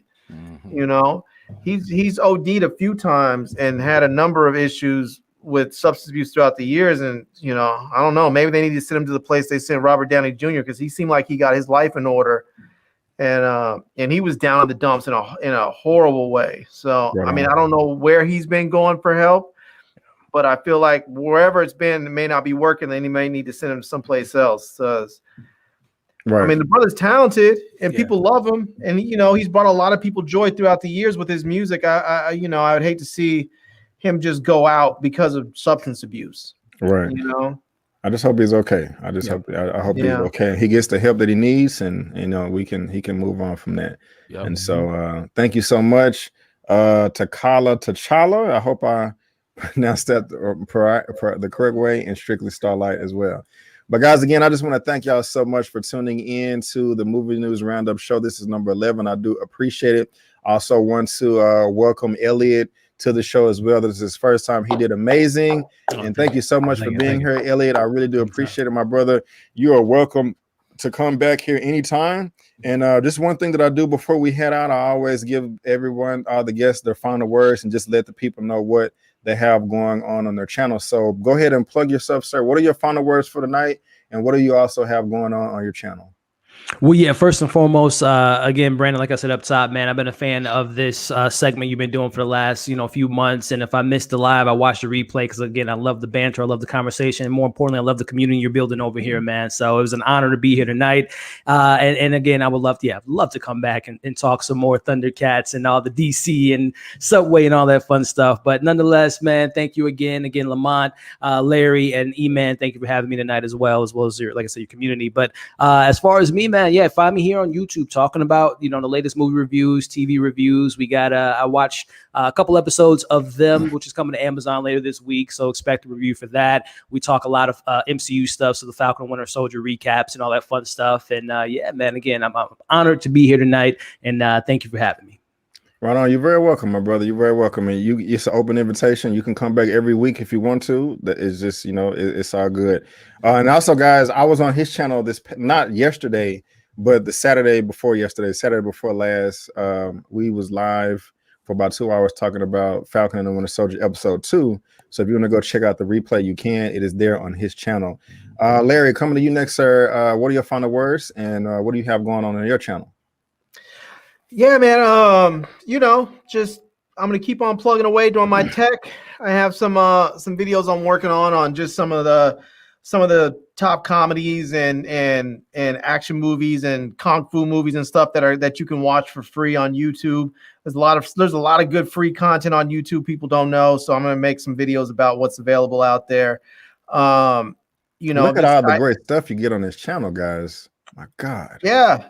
And I think Saturday, this next Saturday, I was gonna do it yesterday, but since I got my second dose of my vaccine, I wasn't sure how I was gonna feel, so I didn't do my giveaway show. But I think I'm gonna do my giveaway show this next Saturday, and I need to get rid of some of the stuff in here. So, so I'm gonna give some stuff away. But I did want to. There are two things. One, I want to remind everybody, please continue to mask up. I know I sound like a nag whenever I bring it up, but those numbers start ticking up, and they happen every time we have a big holiday or something, or spring break or Easter, Passover, all that hit at the same time. So please mask up. You don't want to be that last person that gets sick and dies with COVID when you have a vaccine that's kicking off. So, and the last thing I want to mention is to remind Eman that Killmonger is the true and rightful ruler of Wakanda. We almost made it. I need to bring the video back. That's hilarious. So close. Oh man, you know what I'm saying? We was almost there. And so guys, again, this is Larry's channel right here. You can go subscribe to that. And I'm sorry, I forgot to show Elliot. This is his Movie Files channel. A couple of people that this brother just hit 11K. Oh my goodness gracious! Congratulations, sir. You. Did you hit it while we was live? I think so, man. I was actually just about to say to the people in the chat that subscribe to thank you for the love, man. So thank you guys. Just hit 11,000 subscribers. That's beautiful, man. Yeah, that's what's up, man. So again, guys, he is part of the fam now. He is part of the crew. There is his channel right there on my channel tab. And last but definitely, that door. I can't wait to celebrate his big thing, his big milestone when it comes through. Yeah, I'm in. Yeah. He right there at 100K. And coming to you, Eman. Last but definitely not least, sir. What are your final words, and what do you have going on your channel, sir? Yeah, so I mean, look, I've been repping this all day. The rightful ruler of Wakanda. Okay, let me see. Hold on. Can I get the long live the king? Okay, all right. So yes, the official petition is going to be dropping tomorrow. I didn't want to drop it on Easter. I want everybody to, have a time or whatever. But tomorrow, I literally just got done with the video as we was talking, like the multitask. Video is going to be done. Petition is going to be done. The follow-up articles are going to be done. The news interview is coming up soon. I'm not playing. Recast T'Challa. I'm not playing. Black representation is important. We don't have to pick and choose between one form of representation or the other. We can have both, okay? And we can celebrate the real life actor of Chadwick at the same time. I'm not playing with Marvel no more. So be on the lookout for that. I ask everybody to just do 3 things: sign it, share it, and use the hashtag on Twitter, especially because that's where Marvel Studios and Kevin Feige are. And if WB can restore, if they can release the Snyder Cut, they can recast T'Challa. So I'm looking at you, Subway. I'm looking at you, Subway. You're right. Exactly. Be on the lookout for that. Just like Elliot, I am planning on covering them as well. So man, this whole week is just gonna be doing breakdown videos for that. So I got a whole bunch of stuff coming up for everybody. Stay tuned. Help a brother get to 100K. Tell your mama, sign up, subscribe. I'm here for y'all. Already. Thank you so much, brother. I do appreciate that. All the hard work you do to recast T'Challa. And when it was announced that there wasn't, man, a number of us, we jumped on the live in December and we had the episode right there. We went live. We got about 5,000 views. So if y'all want to go check that out, you can. And also, Eman and a couple of people came back as well, about a month and a half ago, and we did recast T'Challa Part 2. So we serious in this thing, man. We're really trying to get T'Challa recast. And there's a call to action as well at the end of that video. I may have actually try to pull it up for you real quick if I can get it. But, just do what Eman says. He's the one running that show, and he's much more organized with it than I am. So just do what this man says right here. We're going to get T'Challa recast. So, again, guys, I want to thank y'all so much for tuning in. If you like anything that anybody had to say, tonight. You can follow them on social media. It's right there on the screen. There's also a link to everybody's YouTube channel in the description box. And again, like always, you can always just head over to the channel tab, okay? The next one I'm going to be popping up with is Lamont. I will be on his channel this coming Friday at 8 p.m. Central Standard Time to talk Falcon and the Winter Soldier episode 4. And again, we're going to be doing this every Sunday, and I have a number of reviews that I'm going to be putting out as well.